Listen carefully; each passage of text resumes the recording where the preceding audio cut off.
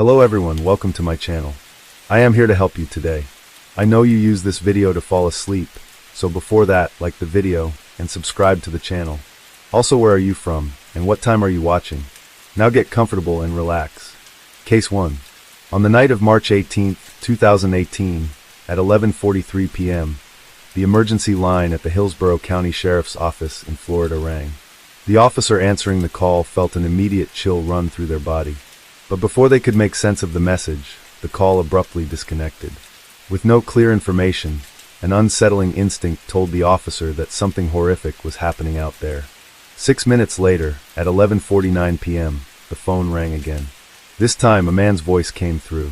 Unlike the first call, filled with static, this one was eerily calm, almost unnaturally so. The man reported an emergency and provided an address, 13248 Peck Lake Road.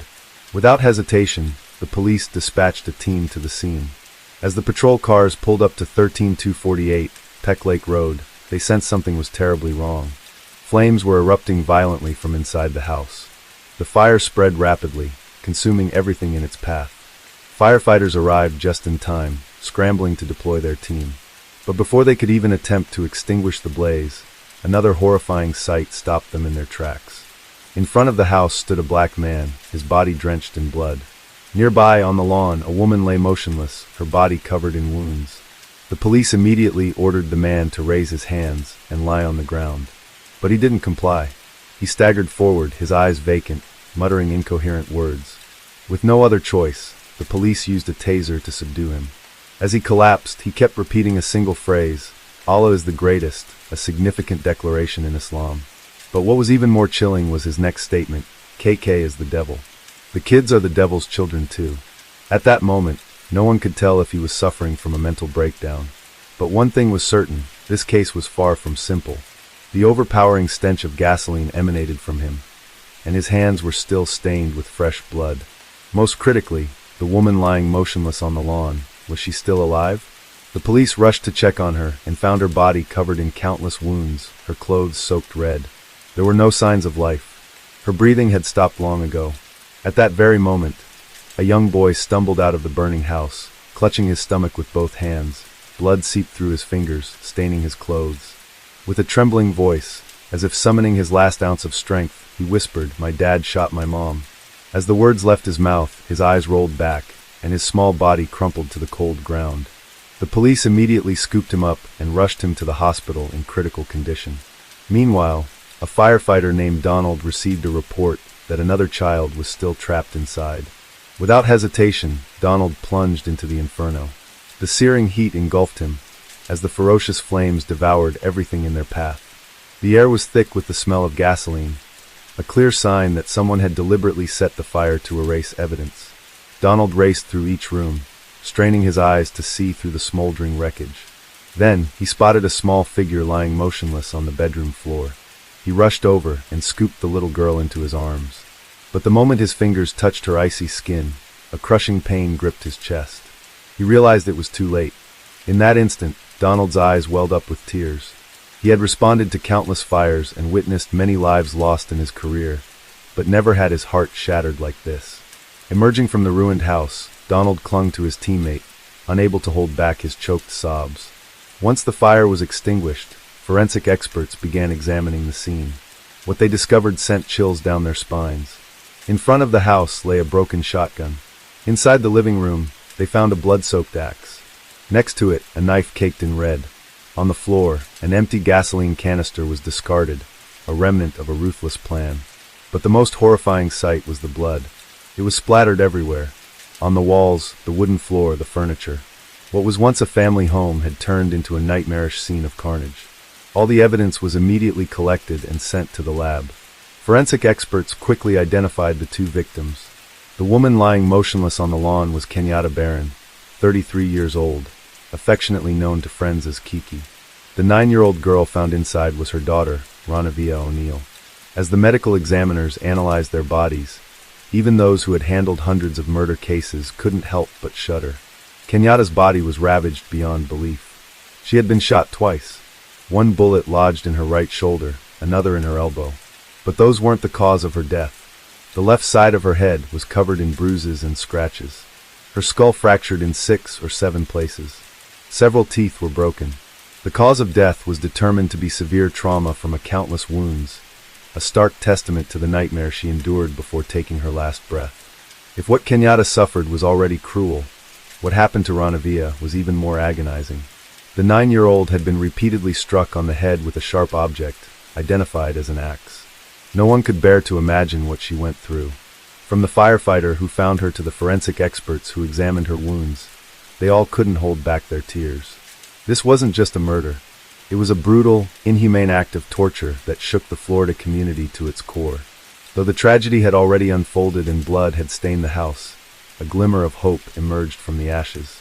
Ronnie O'Neill IV, Kenyatta's 8-year-old son, the boy who had stumbled out of the burning house, was still alive. His small body was covered in cuts on his arms, face, and chest, deep gashes on his stomach. Over 25% of his skin severely burned. He had lost so much blood that his life hung by a thread. Doctors initially believed his chances of survival were nearly zero. How could a child with such injuries possibly endure? But against all odds, a miracle happened. After multiple emergency procedures, with an extraordinary will to survive, the boy defied death in an unbelievable way. In October 2017, while wandering the streets, Ronnie suddenly became the target of an unknown gunman. He was shot in broad daylight, blood pooling around him. But fate wasn't ready to end his story there. Ronnie was rushed to the hospital and survived. After his discharge, he found himself abandoned. His family turned their backs on him, and his new girlfriend wanted nothing to do with him. With nowhere left to turn, Ronnie reached out to the woman he had once discarded, Kenyatta. Kenyatta was a compassionate woman. Though she no longer had feelings for Ronnie and knew he was an irresponsible man, she couldn't turn a blind eye. He was, after all, the father of her children. So she decided to help him. She opened her door, welcoming her ex-partner back into her home, caring for him in his time of need. But Kenyatta could never have imagined that her act of kindness would mark the beginning of a horrific tragedy. A gesture of goodwill led to a devastating end for her and her children. A massacre had taken place. Even as investigators surveyed the scene, they struggled to comprehend Ronnie's true motive. How could he be so cruel as to kill his own children? Kenyatta had saved him when he had no one else, yet he repaid her by taking her life. That question, even years later, remains an unanswered mystery. During the investigation, the police found a key witness, James Gray, the fiancé of one of Kenyatta's neighbors. According to James, on the night of the incident, he was resting at home when he overheard a heated argument coming from the neighboring house. The voices were so loud they pierced through the walls, impossible to ignore. Curiosity got the better of him, and he stepped outside, opening his front door. At that moment, he saw 2 shadowy figures standing silently in front of Kenyatta's house. A sense of unease washed over him. He moved closer and was horrified to find Kenyatta lying motionless on the ground, right on her doorstep. Beside her stood Ronnie, looming like a ghost. In the dim light, James saw Ronnie dragging Kenyatta's arm, while clutching a long object in his other hand. At first, he couldn't make out what it was, but upon reflection, James believed it might have been a shotgun. Concerned, James called out, asking what had happened. Instead of answering, Ronnie suddenly shouted, "You wouldn't understand. She wanted to kill me." Then, like a man possessed, he yelled one final phrase before turning to walk back inside. "Allah is the greatest." Seeing this, James didn't dare act recklessly. He stood at a distance, watching silently, waiting for the police to arrive before leaving the scene. The police later interviewed several other witnesses, and their accounts aligned with James's statement. Neighbors confirmed that Kenyatta's home had always been quiet and harmonious. But ever since Ronnie moved in, everything changed. Fierce arguments became a regular occurrence. The sounds of shouting and objects being smashed were so frequent that many feared violence could erupt at any moment. On that fateful day, their fears became reality. What the police uncovered at the scene was even more chilling than the witnesses' testimonies. They found a blood-soaked axe. Forensic analysis revealed that the traces on it primarily belonged to Ron Nevaeh. The wounds on her body perfectly matched the axe's blade, confirming it as the primary weapon that took her life. The second weapon they discovered was a heavily damaged shotgun, showing signs of deliberate destruction. The bullet wounds on Kenyatta's body were consistent with this shotgun, suggesting Ronnie may have intentionally damaged it to erase evidence. Finally, a blood-stained knife was discovered amidst the wreckage of the scene. Forensic experts analyzed the traces, and confirmed the DNA on it belonged to little Ronnie. This could be the weapon that inflicted the wounds, nearly costing the child his life. Additionally, a large amount of gasoline had been poured throughout the house, proving Ronnie's intent to set the fire and erase the crime scene. Most crucially, all the weapons bore Ronnie's fingerprints. Although no witnesses directly saw the crime unfold, the indirect evidence gathered was overwhelming. The police had more than enough grounds to charge him. During his detention, Ronnie maintained a defiant attitude. He denied all accusations, showing no fear or remorse. At times, he even displayed a provocative demeanor, as if he were innocent. But then, he suddenly changed his tune. One day, Ronnie unexpectedly agreed to cooperate. During an interrogation, he offered an entirely different story, one he believed would exonerate him. He claimed that on that day, he and Kenyatta had only argued over trivial matters. In the heat of the argument, Kenyatta allegedly lost control, becoming aggressive and attacking him first. Not only that, he falsely accused Kenyatta of repeatedly abusing their own children in a brutal manner. With a tone dripping with pretense, he continued, "I didn't mean to hurt her. I just used too much force and accidentally caused her death. I had no choice but to defend myself." As for the lives of their two children, Ronnie shamelessly shifted all the blame onto Kenyatta, brazenly fabricating it was all her doing. "I didn't do anything. I was just a father trying to protect my kids. My actions were no different from any other father in the world. They came from instinct." He didn't stop there. He even tried to use his 911 call as evidence, saying, "In the second call, I said Kiki wanted to kill me. That proves I was the victim, not the aggressor." But the police weren't easily fooled. They knew the evidence was stacked against Ronnie, and his statement was riddled with contradictions. If Kenyatta was the aggressor, why was she the one shot? If he was merely defending himself, why did he pour gasoline throughout the house to destroy evidence? If Kenyatta had harmed the children, why were Ronnie's fingerprints found on all the weapons? Clearly, everything he said was a lie. When arrested, Ronnie showed no signs of injury, no bruises or scratches to suggest he had been attacked by Kenyatta, as he claimed. On the contrary, all the traces on his body belonged to Kenyatta and the children. Moreover, Kenyatta's character completely contradicted Ronnie's accusations. Everyone who knew her described her as a gentle mother who loved her children dearly, with no signs of violence. There was no reason for her to attack her ex-partner or harm her own children. Yet Ronnie stubbornly clung to his victim narrative, concocting a contradictory story to cover up his crimes. But he couldn't have anticipated that his own son, the boy he forced to witness a horrifying scene, would become the most crucial witness against him. No matter how much Ronnie tried to justify himself, the testimony of his surviving son painted a raw and brutal picture of that night. The police listened to little Ronnie's account in heavy silence. Each word from the boy cut through the air like a knife, sending shivers down everyone's spine. That night, I was sleeping when I woke up to the sound of my parents arguing. They were fighting fiercely about religion. Then, I heard a loud crash. I got scared and opened my door to look. That's when I saw my dad holding a shotgun, pointing it straight at my mom. When Mom saw me, she yelled for me to go back to my room, and she ran into Ranavia's room to hide. But Dad didn't stop. He chased after her. Mom was so scared she hid in the closet. Then Dad turned to me, made me stand in the hallway outside the room, and forced me to shout, "Allah is the greatest." I was terrified, so I did what he said. While I was still shaking, a gunshot suddenly rang out from the room. Mom stumbled out, blood pouring everywhere. But Dad didn't stop. He grabbed my hand, put it on the gun, and forced me to pull the trigger on Mom. I was so scared, I didn't dare do anything. Mom was badly hurt, but still tried to run outside. I thought Dad would let her go, but he chased her to the door with the gun. Then another shot rang out. A while later, Dad came back. But this time, he wasn't holding the gun anymore. He had an axe. He went into Ranavia's room, dragged her into the hallway. She was screaming and begging, but Dad didn't care. He swung the axe at Ranavia over and over. During his detention, Ronnie maintained a defiant attitude. He denied all accusations, showing no fear or remorse. At times, he even displayed a provocative demeanor, as if he were innocent. But then, he suddenly changed his tune. One day, Ronnie unexpectedly agreed to cooperate. During an interrogation, he offered an entirely different story, one he believed would exonerate him. He claimed that on that day, he and Kenyatta had only argued over trivial matters. In the heat of the argument, Kenyatta allegedly lost control, becoming aggressive and attacking him first.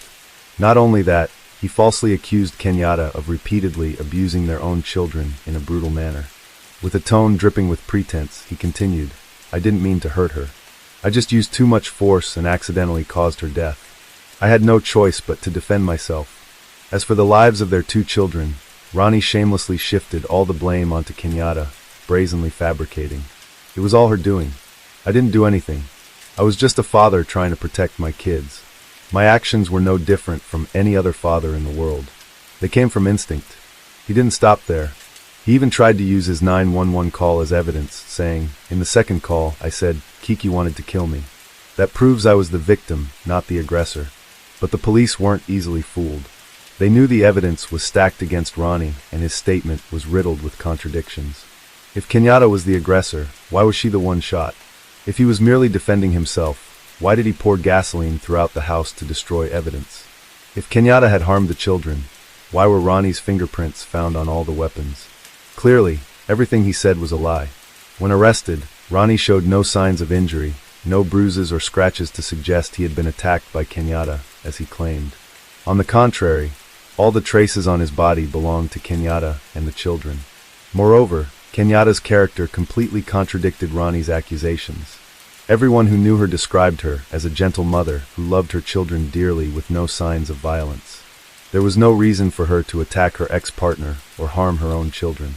Yet, Ronnie stubbornly clung to his victim narrative, concocting a contradictory story to cover up his crimes. But he couldn't have anticipated that his own son, the boy he forced to witness a horrifying scene, would become the most crucial witness against him.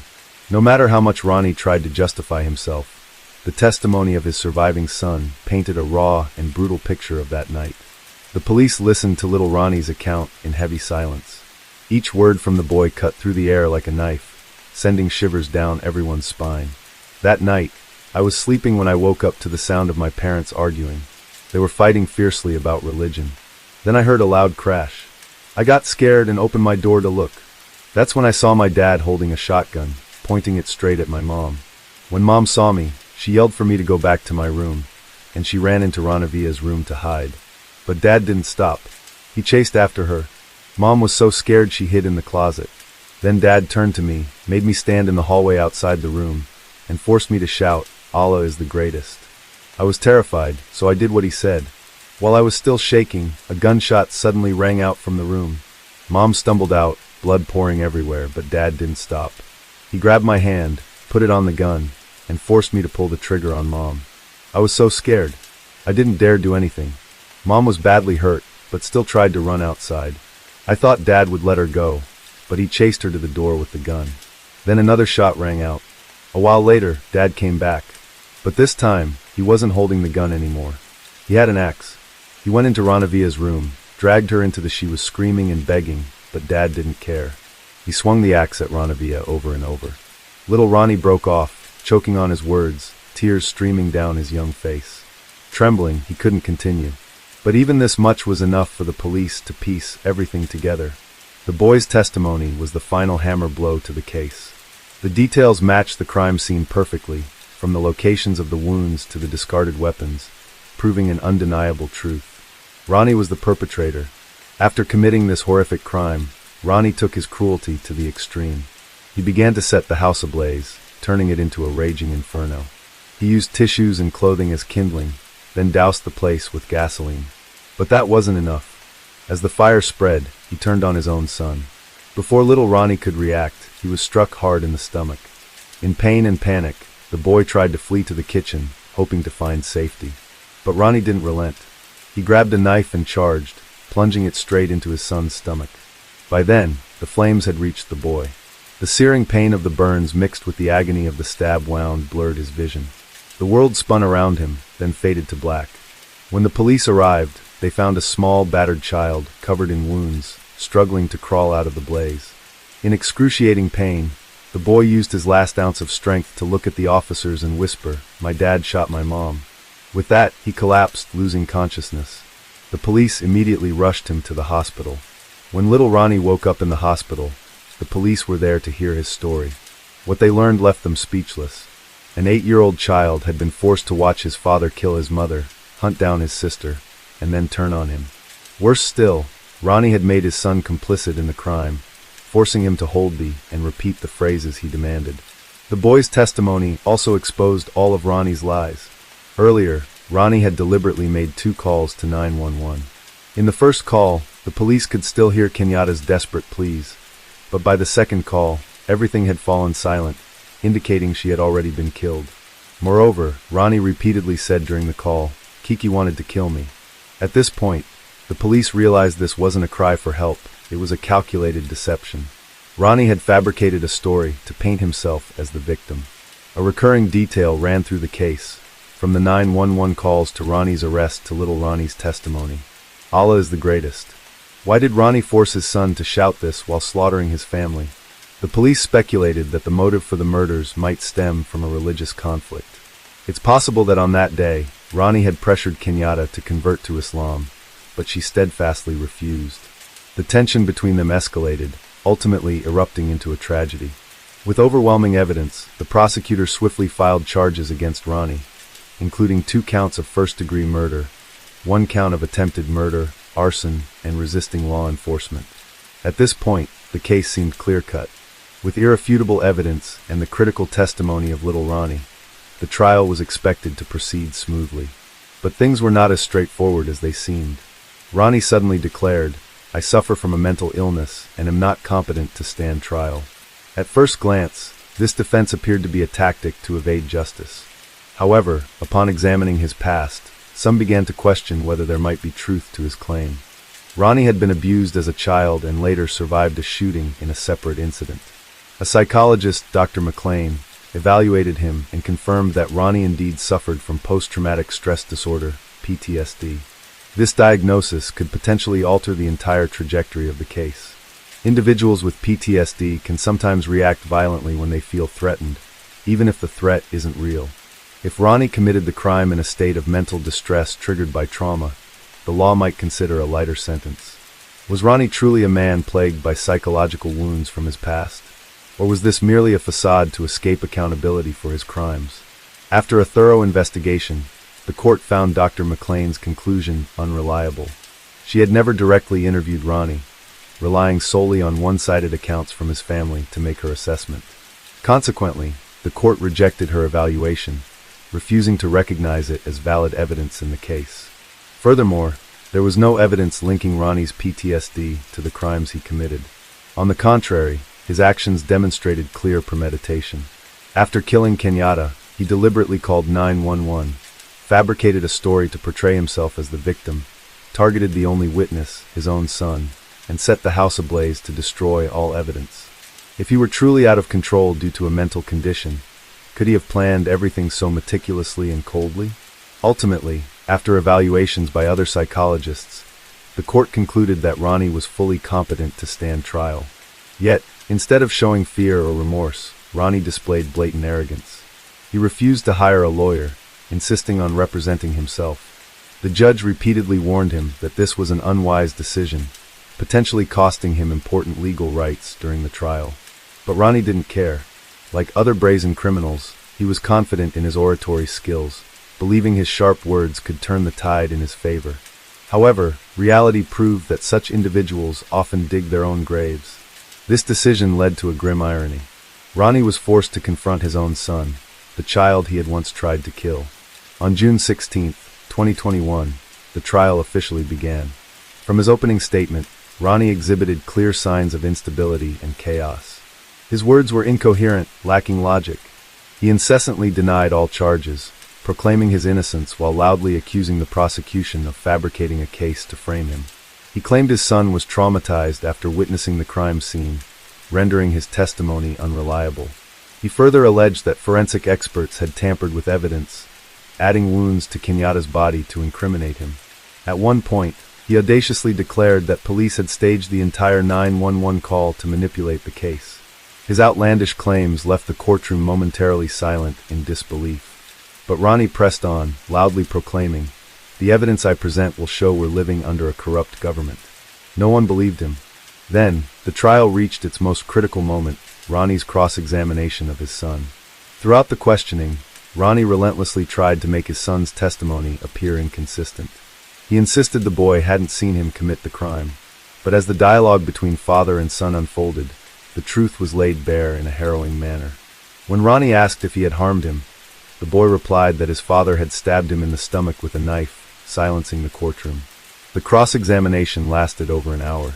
Although the boy didn't directly witness his father pull the trigger on his mother during the time of the crime, only the two of them were in the house, and he had seen his father chase his mother with a shotgun. This time, Ronnie couldn't deflect or deny the truth. Realizing he had no way out, he was forced to admit his crimes.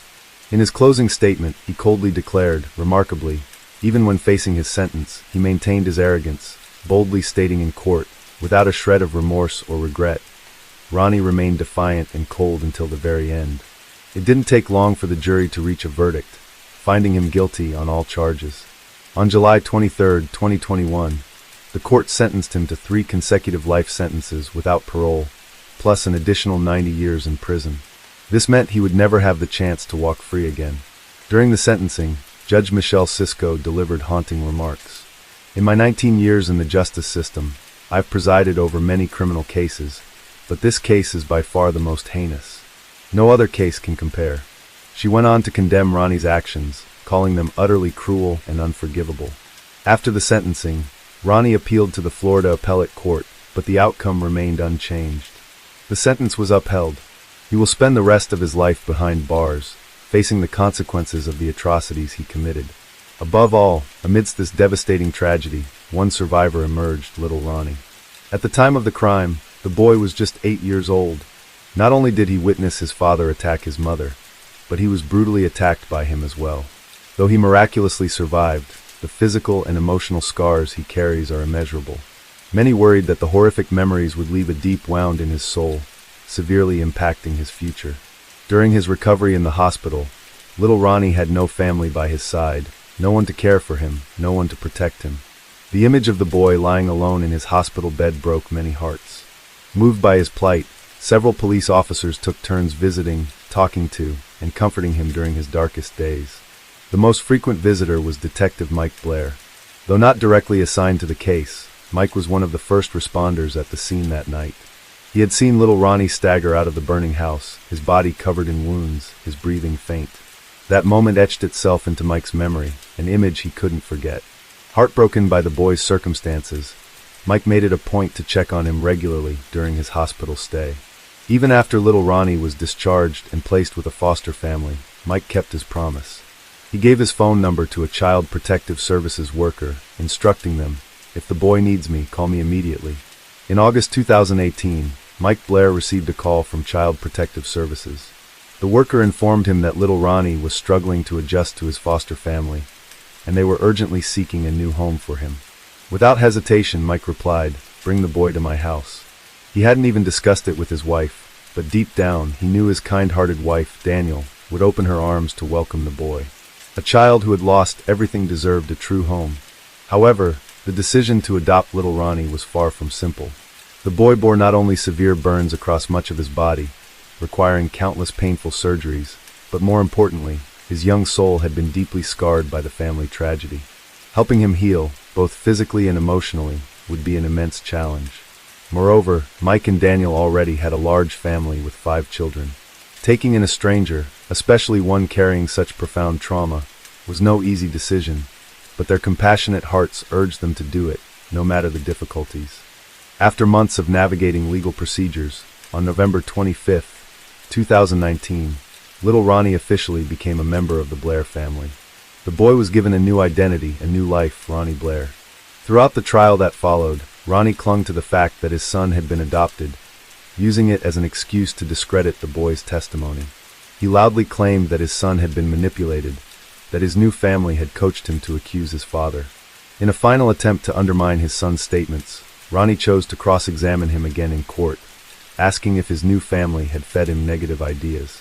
But each resolute and unwavering response from little Ronnie cut through his father's last hopes like a knife. In truth, Mike had never spoken about the tragic case since adopting little Ronnie. He understood better than anyone that the boy had endured enough pain, and the most important thing wasn't to dredge up the past, but to help him look toward a brighter future. Thanks to the unconditional love and dedicated care of the Blair family, little Ronnie gradually overcame his haunting past. His physical wounds began to heal, but more importantly, his soul found peace. From a boy who had endured unimaginable suffering, little Ronnie finally gained a true home. And with that, today's case comes to a close. Case 2. It was Friday, June 1st, 2007, in the Hayes Valley area of San Francisco Bay. That day, Hughes, a 36-year-old man affectionately nicknamed Brother Hughes by his friends, was brimming with joy. He had just been promoted and received a raise at Leapfrog, the gaming company where he worked as the lead audio engineer. Hughes was known for his humor, always bringing laughter to those around him.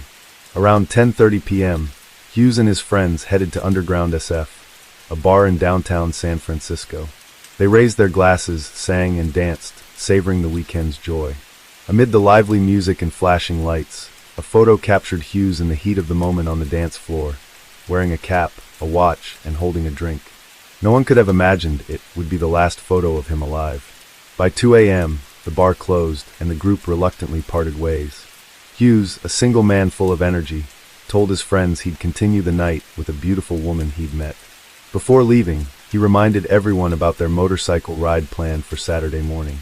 Under the night sky, his friends waved goodbye. Hughes walked back alone to his apartment at 462 Linden Street, just a 10-minute stroll from the bar. The next morning, at 8:10 a.m., Carl, a neighbor in the same building, was about to head out when he suddenly noticed bloodstains smeared across the front steps near the fence. A chilling premonition gripped him. In a panic, Carl quickly pulled out his phone and dialed 911. The San Francisco Police Department, SFPD, arrived swiftly at the scene. They followed a trail of blood up the stairs to apartment 462. The doorknob was covered in blood. Despite their persistent knocking, there was no response from inside. Left with no choice, they went around to the back of the apartment, broke down the door, and entered. Inside, a sharp metallic stench filled the air. The room was in chaos. Shattered wine glasses, a toppled TV, tangled cords, and blood splattered everywhere. Desperate scratch marks marred the walls and door. Hughes lay slumped against the bedroom wall in a pool of dried blood. He was no longer alive. Based on the body's temperature, the preliminary coroner's report estimated the time of death to be between 2:30 a.m. and 3 o'clock a.m., just an hour after he left the bar. Only an hour earlier, he had been laughing and chatting with friends, and now, he lay there in a tragic state.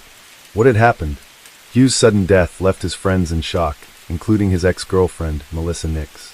Though she was in Washington, she immediately booked a red-eye flight to San Francisco. Hughes, a Frenchman working for an American company, had been deeply cherished. Early the next morning, on the other side of the globe, his parents were jolted awake by the incessant ringing of the phone. Groggily, they answered, only to hear Melissa's choked voice. Those few words struck like a bolt of lightning, plunging the elderly couple into an abyss of grief. Their world seemed to collapse. Overwhelmed by sorrow and confusion, they had no time to process the news. Hastily packing their bags, they set off for the United States. Meanwhile, the San Francisco police were facing a challenge. The Bay Area was no stranger to cases, but none had stumped them quite like Hughes. First, both the front and back doors of the apartment were locked from the inside. The keys were still in the room. The windows were shut tight, with no signs of tampering. Before the police broke in, the apartment was essentially a perfectly sealed space. The incident occurred in the early hours, yet the lights in the apartment were off. Leftover food sat untouched on the kitchen counter.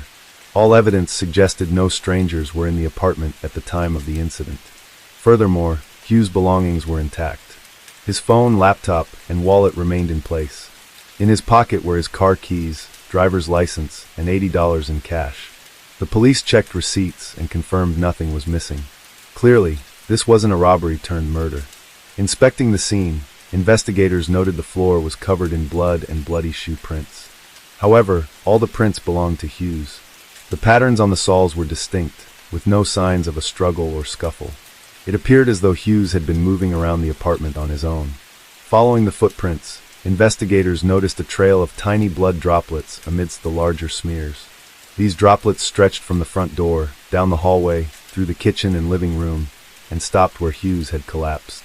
The droplets were perfectly round, with no streaks, indicating the blood had fallen straight down in a calm manner. In other words, Hughes had moved through the apartment very slowly, as if struggling in his final moments. The autopsy began at 4:10 p.m. The victim was approximately 5 feet 9 inches tall and weighed 176 pounds. He was a Caucasian man with brown hair, showing signs of a receding hairline. Hughes' hair was about 4 inches long. In life, he had undergone a circumcision procedure. These details would later prove relevant to the case. Hughes had 3 major wounds, all on the left side of his body. He had been stabbed once in the abdomen, once in the chest, and once in the neck with a sharp object. His left lung was pierced, and the neck wound was the most severe, severing an artery and causing acute blood loss. This was the fatal blow. Hughes had collapsed on the floor, a bruise on his forehead, his arms slightly raised. There were scratches on his forearms, and the watch strap on his right wrist was broken, lying beneath him. Most curiously, his left hand was tightly clutching a tuft of curly black hair, more than 10 strands, each less than 2 inches long. This was unmistakably a murder. However, as the investigation deepened, the direction of the inquiry grew perplexing. While examining Hughes' personal belongings, the police discovered he wasn't just an ordinary office worker. He had an artistic soul, with a passion for reading and writing. In his notebook, a neatly written quote stood out: "Live as if you were to die tomorrow. Learn as if you were to live forever." This famous saying, popularized by Mahatma Gandhi, caught the police off guard. Die tomorrow. Could Hughes have taken his own life? In reality, the police fixated on this phrase while overlooking its deeper meaning. The quote encourages living fully, cherishing life as if each day were the last, and learning continuously as if one would live forever. It could be said that the police completely misunderstood the essence of the words. Hughes' phone lay on the coffee table nearby, completely free of bloodstains. This indicated that before his death, he hadn't attempted to call 911 for help. In the chaotic kitchen, near the sink, were 2 steak knives, their handles stained with a reddish liquid. The police believed these were the weapons used to take Hughes' life. Meanwhile, investigators outside the apartment continuously reported new findings. The building where Hughes lived housed 4 units. A couple living next door to his apartment stated that around 2:40 a.m., just before Hughes' estimated time of death, they were awakened by the sound of a door being forcefully opened and closed. They then heard footsteps running down the stairs, followed by a loud thud, as if someone had fallen. There were no screams or cries for help. A few seconds later, everything fell silent until the next morning, when they learned a murder had occurred. A short distance west of the building, a surveillance camera on a garage door captured footage of Hughes walking alone around 2 a.m. Though the image was blurry, his ex-girlfriend and family confirmed it was him. Throughout the night, the street remained quiet, with no suspicious individuals seen entering or leaving the building. It wasn't until 8:30 a.m. that the police arrived at the scene. Piecing together the timeline, it was clear Hughes was alone in his apartment. This further supported the suicide theory. The coroner's report also concluded no signs of forced entry. The blood and hair found in the apartment all belonged to Hughes. All DNA samples matched him. After reviewing all the evidence in less than a week, the San Francisco Police Department, SFPD, swiftly closed the case and reconstructed the events of Hughes' death.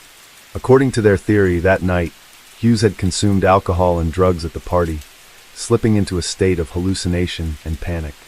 Upon returning home, he grabbed a knife from the kitchen and harmed himself. He inflicted 3 stab wounds to the left side of his body, causing heavy bleeding. The pain briefly brought him back to clarity, but it was too late. In desperation, he staggered to the door, pacing around the steps and leaving a trail of blood, perhaps hoping to leave a sign for his neighbors. But then he returned inside, waiting for death to come.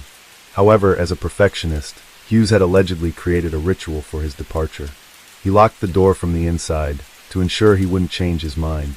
Then, clinging to the walls, he stumbled around, leaving bloody fingerprints behind. Finally, he chose a dramatic spot to collapse.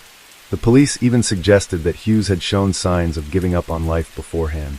The Gandhi quote, they claimed, was his suicide note, missing only a signature and the words, "This is my suicide note." Faced with this absurd conclusion, Hughes' family and friends resolved to seek justice for him. Melissa, his ex-girlfriend, was the most determined. Memories of Hughes always warmed her heart. She vowed that no matter how the police investigated, she would uncover the truth. That Hughes was born on June 11, 1970, in a coastal town in Brittany, France.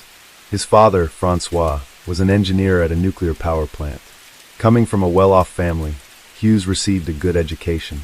He carried himself with a refined demeanor and was the pride of his parents. In 1998, Hughes moved to New York, chasing the American dream with 100,000 francs in hand. He was quickly captivated by the city's glamour. At a social event, he met Melissa, a reporter. Sharing many interests and endless topics, from museums, philosophy, and art to travel and animals, they soon fell in love. Over their 5 years together, they broke up and reconciled multiple times. But happiness defined most of their relationship.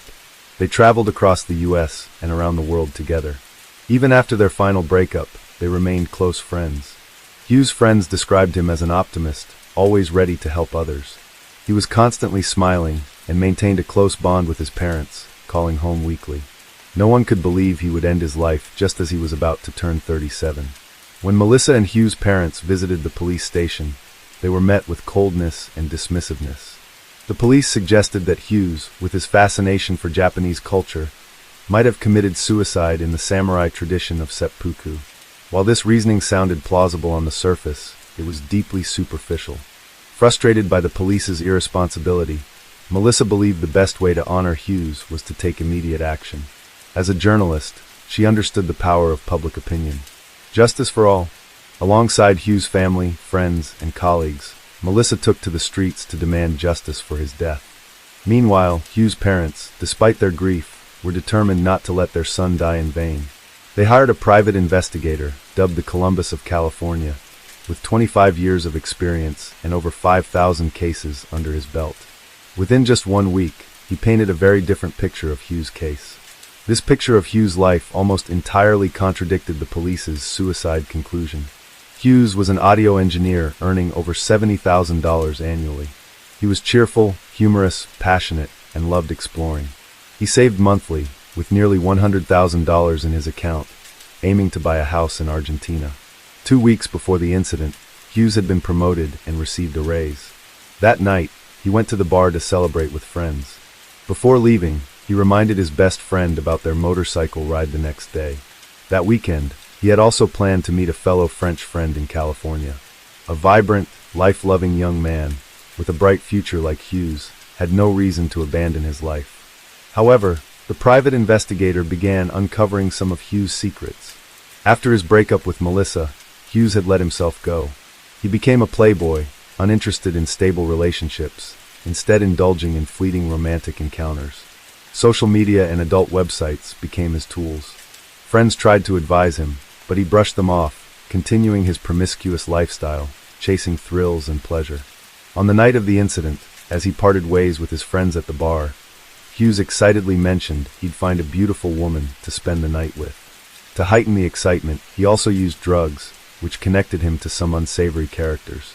The investigator, familiar with the area, knew that Linden Street often attracted sex workers, drug dealers, and criminal gangs late at night. Hughes might have gotten entangled in a deal or made enemies, leading to a retaliatory attack. Yet, according to the security footage, Hughes returned home alone, with no signs of being followed. The investigator's instincts told him there was still a hidden secret, a crucial clue yet to be found. While the investigator was digging deeper, he received the coroner's report from the San Francisco police, and was utterly stunned by its absurdity.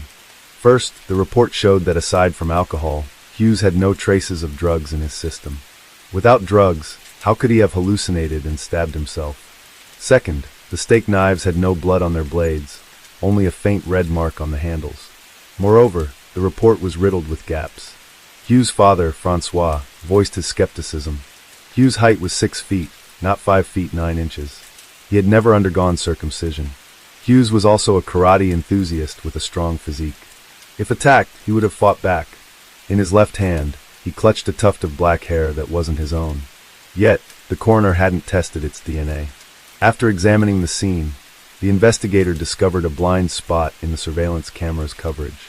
The camera only recorded from west to east, meaning it captured Hughes entering the building. If someone approached from the opposite direction, the camera wouldn't have recorded them. Based on crime scene photos, the investigator and Hughes' father proposed a theory. Hughes arrived home and, for some reason, opened the door. He encountered an assailant and was stabbed 3 times. During the struggle, he grabbed a tuft of the attacker's hair. Injured, he retreated inside and locked the door. Due to the neck wound, he couldn't cry for help. The assailant then climbed over the fence and fled. If this theory held, Testing the bloodstains on the front steps could provide a lead, but the police claimed they couldn't test them. No samples had been preserved. The fire department had washed down the scene to avoid alarming passers-by. And the steak knives with no blood? The police offered a flimsy explanation. Perhaps Hughes, a clean freak, had wiped the knife clean even as he lay dying. This reasoning drew sharp criticism from the media. Finally, in December 2007, the San Francisco police were forced to reclassify the case as a death of unknown cause. Some journalists pointed out that this could be a tragedy of a foreigner in America. Hughes, being an outsider with no family or close relatives in the U.S., wouldn't cause significant repercussions with his death. More critically, at the time, the security situation in the San Francisco Bay Area was a major headache for the police. After the incident, due to a lack of manpower, the police hastily concluded it was a suicide or an undetermined death. This allowed the crime statistics to look better, avoiding any negative impact on the election campaigns of local politicians. Meanwhile, Hughes' parents, after returning to France, refused to give up. They hired a lawyer and brought the case to the High Court of Paris. A year later, a team of French investigators was dispatched to San Francisco to restart the investigation into Hughes' death. Hughes' mother noted that this was the first time foreign police had come to San Francisco to enforce the law. However, upon arriving in the U.S., the French police faced a cold reception from their American counterparts. The SFPD refused to hand over the case files. The detectives and forensic experts originally assigned to the case had since retired. Francois, Hughes' father, had to turn to the French embassy for assistance. After contacting authorities in Washington and receiving directives, the San Francisco police finally relinquished the documents. Only then could the French police begin their analysis. They interviewed over 50 people, recovered data from Hughes' computer and phone, and reconstructed his final hours. On the morning of June 1st, Hughes clocked in at work. He chatted with colleagues. At 5 p.m., he returned home. After showering, he visited an art gallery for a date. Past 10 p.m., he joined colleagues at a bar to celebrate. At 2:16 a.m., a camera captured him arriving home. After returning, he browsed real estate listings in Argentina, logged into social media, and visited an adult website. At 2:20 a.m., he called a friend, who later recounted that Hughes mentioned wanting to find drugs and spend the night with a woman. Those were his final words. At 2:40 a.m., Hughes' laptop suddenly disconnected, a sign that the power cord had been unplugged. This time frame remains a mystery. Shortly after, neighbors heard unusual sounds. A door being opened and closed, hurried footsteps on the stairs. Then, an eerie silence followed. Hughes had a habit of keeping an open dating life, never turning down any woman. Could he have angered a woman's husband or boyfriend, leading to a vengeful attack? At this point, a suspect emerged.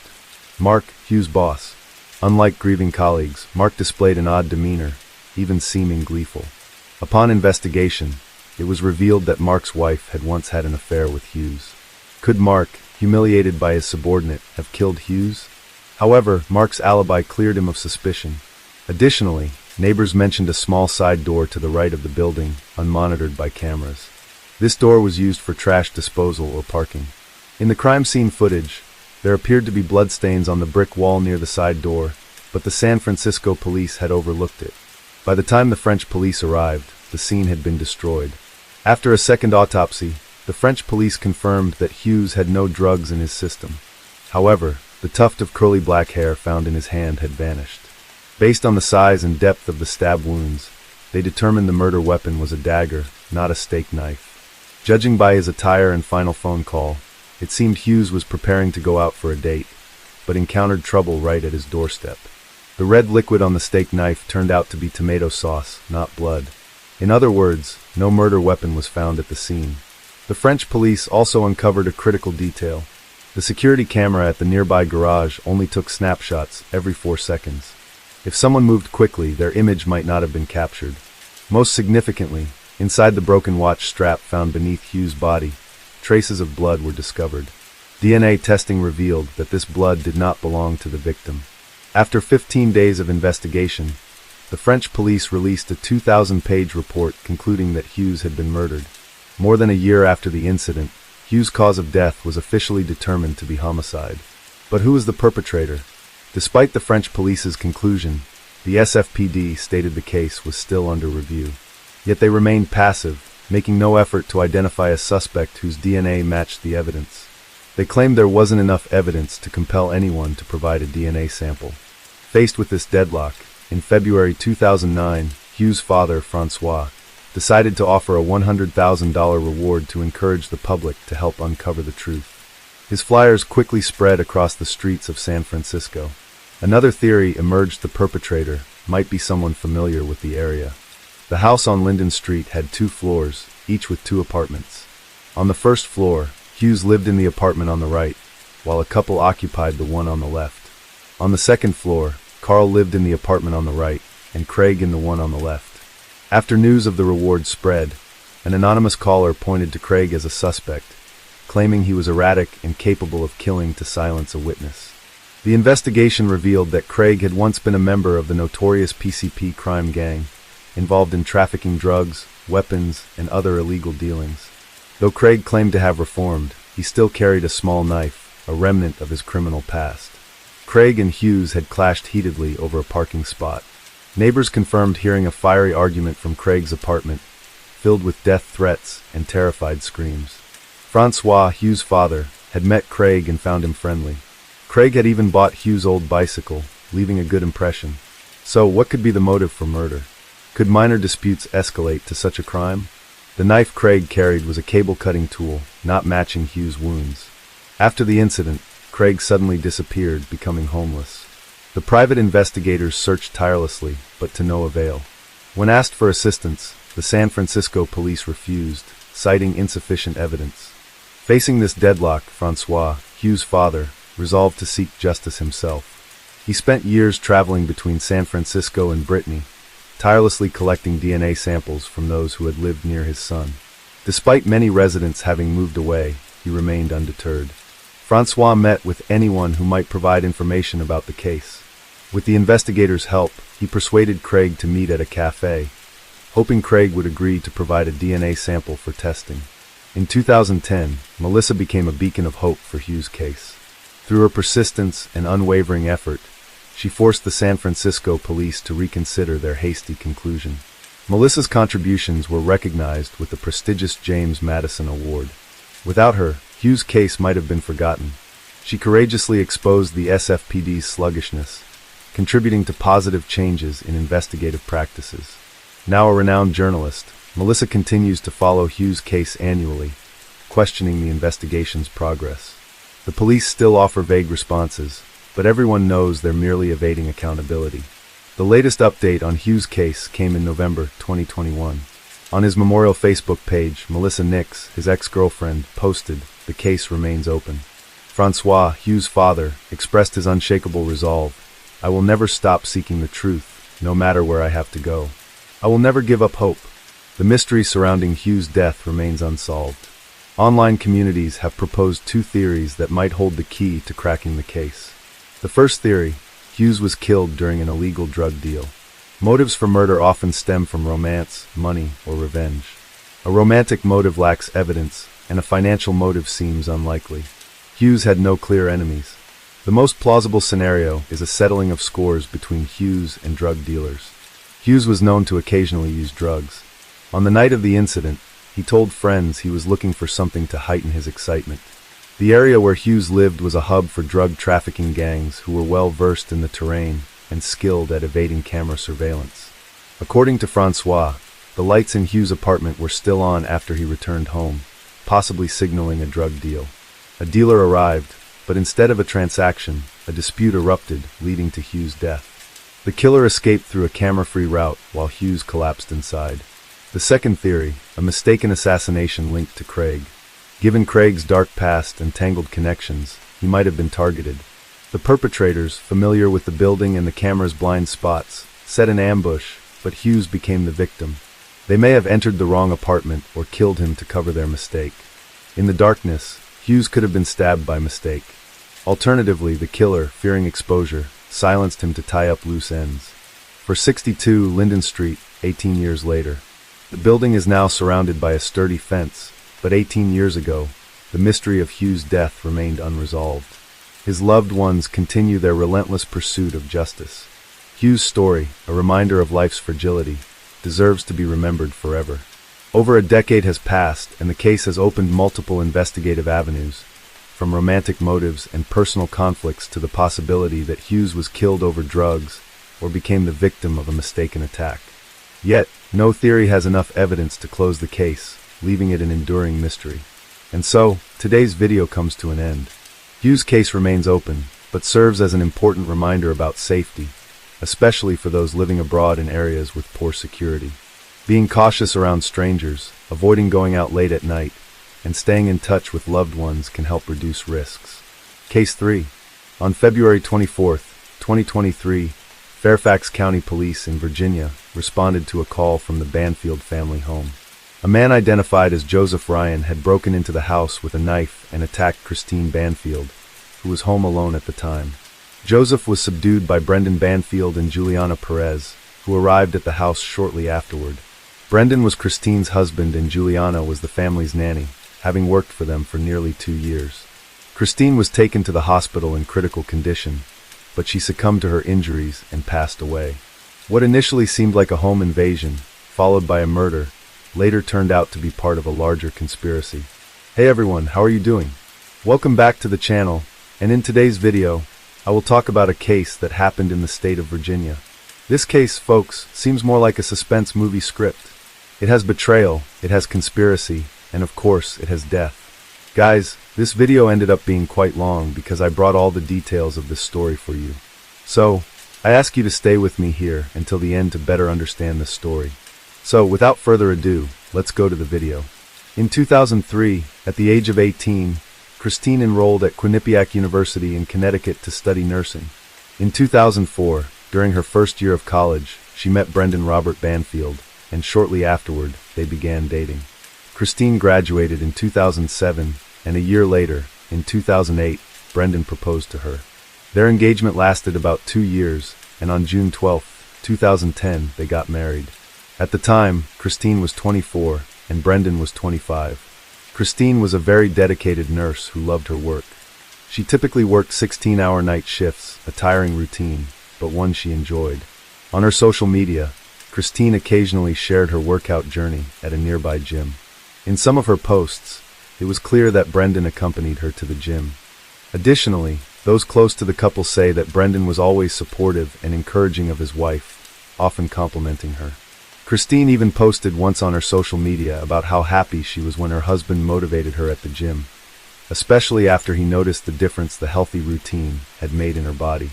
Brendan, on the other hand, was much more private and didn't usually post much about his personal life on social media. Brendan was a federal agent working for the IRS, investigating potential tax fraud and evasion. Christine and Brendan built their life together. Since they met in college and started dating there, they achieved everything they had as a team. According to those close to them, they seemed like a very united couple. They went to soccer games, parties, took vacations, and traveled to other countries. We can say they were a typical American couple who met when they were young and had many plans ahead. The couple lived for a while in New York, but later moved to Virginia.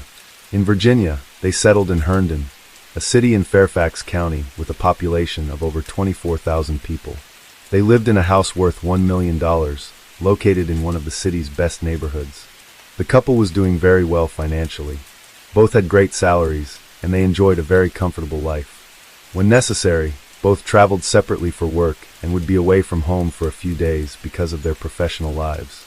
In one of her social media posts, Christine shared that she had to leave her dog at a pet hotel because she and Brendan would be traveling for work at the same time to different places. In another post, she mentioned that she had already arrived home, but was missing her husband since he hadn't returned yet. In October 2017, at the age of 32, Christine posted on her social media that she was 3 months pregnant. On March 30th, 2018, she gave birth to a girl. From then on, Christine began sharing her life as a mother on the internet, posting several photos of her daughter, and her husband. In 2019, the Banfield family decided to join the au pair program through the Culture Care Agency. For those unfamiliar with the au pair program, it is an exchange program where a person travels to another country to care for children and study in exchange for housing, meals, a salary, and travel opportunities. It is the most affordable exchange program available. The cost of the au pair program is much lower compared to other long-term exchange programs, and the person works as a nanny for a family. The nanny takes care of the family's children while living with them and receives other benefits, such as living in the United States legally and earning a salary to support themselves. In theory, both the family hiring the service and the person going is the nanny benefit.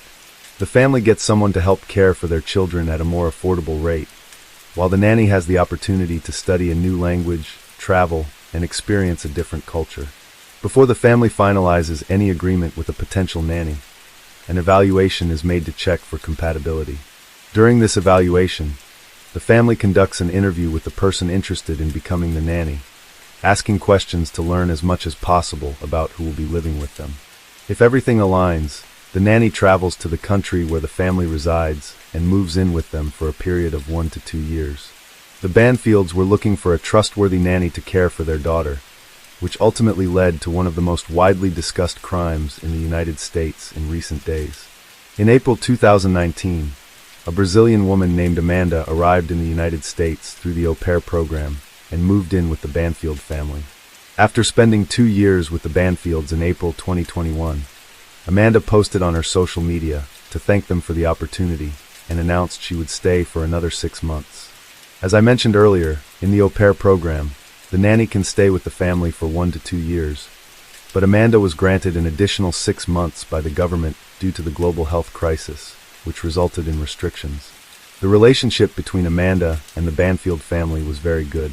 Both Amanda and the Banfields shared numerous photos on their social media, showing them all together enjoying trips, parties, birthdays, and dinners. During her time as an au pair nanny for the Banfield family, Amanda met a man in the United States with whom she started a relationship. Sometime later, Amanda and the man got engaged, and on September 25, 2021, they got married. In posts made on Amanda's social media, it's clear that the Banfields were actively involved in the ceremony and the celebration. In fact, the couple's daughter was the flower girl at Amanda's wedding. The relationship between Amanda and the Banfield family was so close that Christine referred to Amanda as part of the family. When Amanda's time in the au pair program ended at the Banfield home, she moved to another state with her husband. But even after moving, Amanda kept in touch with the Banfield family and visited them whenever she could. Since the experience of having a nanny through the au pair program had been very positive, the Banfields decided to search for another nanny through the program. Christine, who really wanted the new nanny to also be Brazilian, handled most of the process. It didn't take long for the family to find another person through the au pair program. Her name was Juliana Perez Magalhães, now 23 years old. Juliana, like Amanda, is Brazilian and lived in the state of São Paulo, Brazil. Juliana graduated in nursing in 2020, and shortly afterward, she began researching how the au pair program worked and how the interviews with families seeking nannies were conducted. On August 9, 2021, Juliana posted on her social media that she would be arriving in the United States in the coming months. She had an interview at the American consulate in Brazil on September 20th, and shortly afterward, she flew to the United States. Remembering that Amanda got married on September 25th, meaning that as soon as Amanda's au pair program ended, Juliana arrived in the United States and moved in with the family.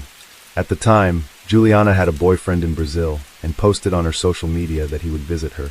She also posted in December 2021 that she had been in the United States for 2 months, but hadn't met many people, so she was looking for Brazilian friends to spend Christmas, New Year's, or go on trips with. After completing her first year in the au pair program with the Banfield family, Juliana extended the contract for another year. It's said that Juliana's relationship with the Banfields was good. It wasn't like Amanda's, but it was good. After all, if it hadn't been, the family likely wouldn't have wanted Juliana to stay for another year. Remembering that Juliana, like Christine, was also a nurse so professionally, they had something in common. On Juliana's social media, there were photos of her with the Banfield family, but they were fewer compared to the number of photos Amanda posted. I know this doesn't necessarily mean anything, but it's just something I'm pointing out to complement the case. After all, many people with social media are more discreet and tend to post less. It varies from person to person. According to people close to the Banfield family, everything seemed to be going well with the new nanny, but it only seemed that way. On February 24, 2023, around 7:50 a.m., a call was made to 911 from Juliana's phone. But this call lasted only a few seconds and ended abruptly. About 13 minutes after this first call, a second call was made from Juliana's phone, and she told the police that a friend of hers was injured. At that same moment, according to sources, Brendan, Christine's husband, grabbed the phone and said he had found his wife with knife wounds in the bedroom and had shot a man named Ryan. The police acted quickly and arrived at the Banfield home in under 10 minutes. There, officers found a man already dead on the floor and Christine Banfield severely injured in an upstairs bedroom. Christine was rushed to the hospital while still alive. The couple's 4-year-old daughter was also in the house, and fortunately nothing bad happened to her. However, Christine Banfield did not survive her injuries and passed away at the hospital.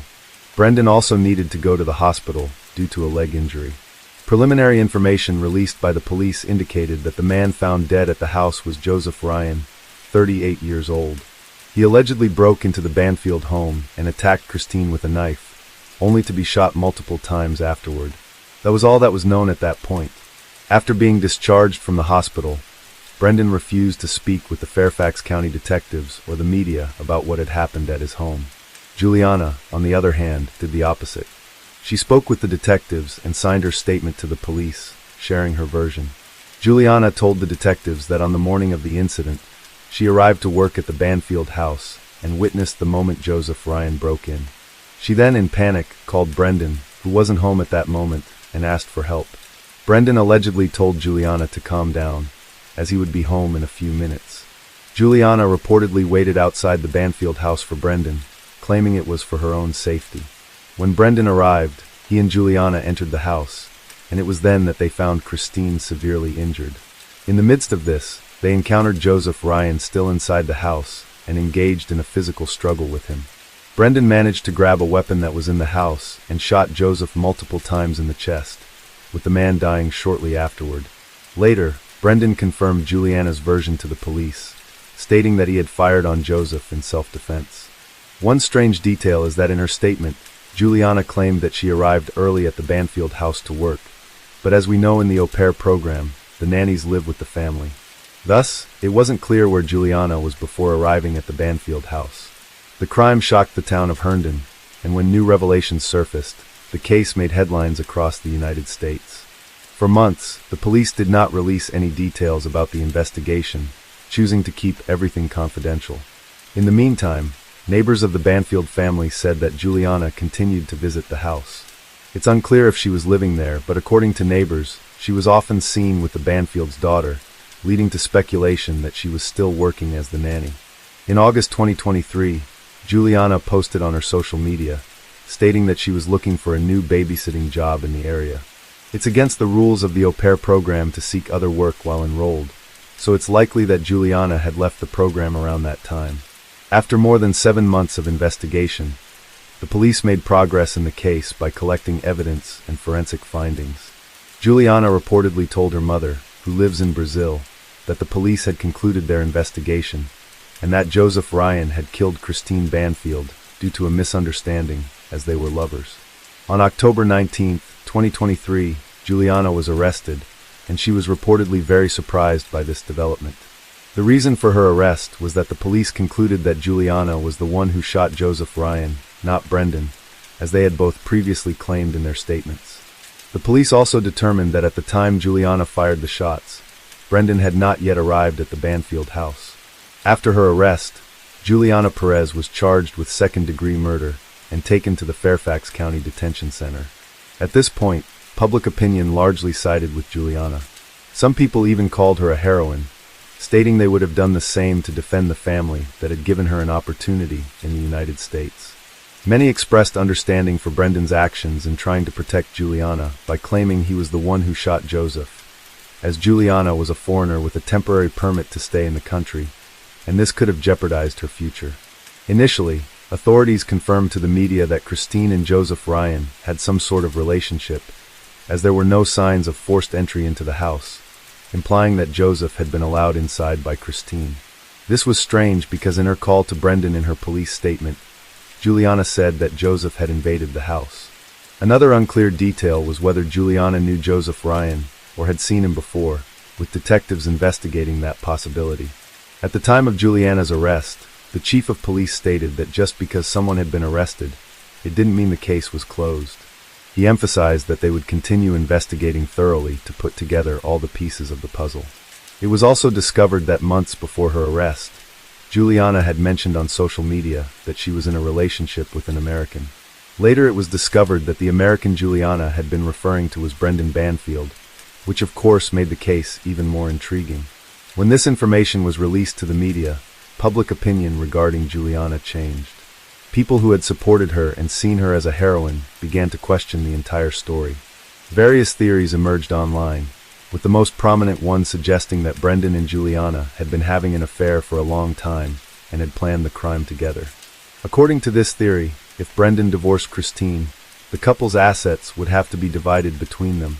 To prevent this, he and Juliana allegedly staged the attack on Christine, with Joseph Ryan being used as a scapegoat. Another theory proposed that on the day of the crime, Brendan and Juliana were away together, and upon returning to the family home, they were confronted by Christine and Joseph Ryan. In this version, Joseph was a private detective hired by Christine to find out whether Brendan and Juliana were having an affair, something she had been suspicious of for months.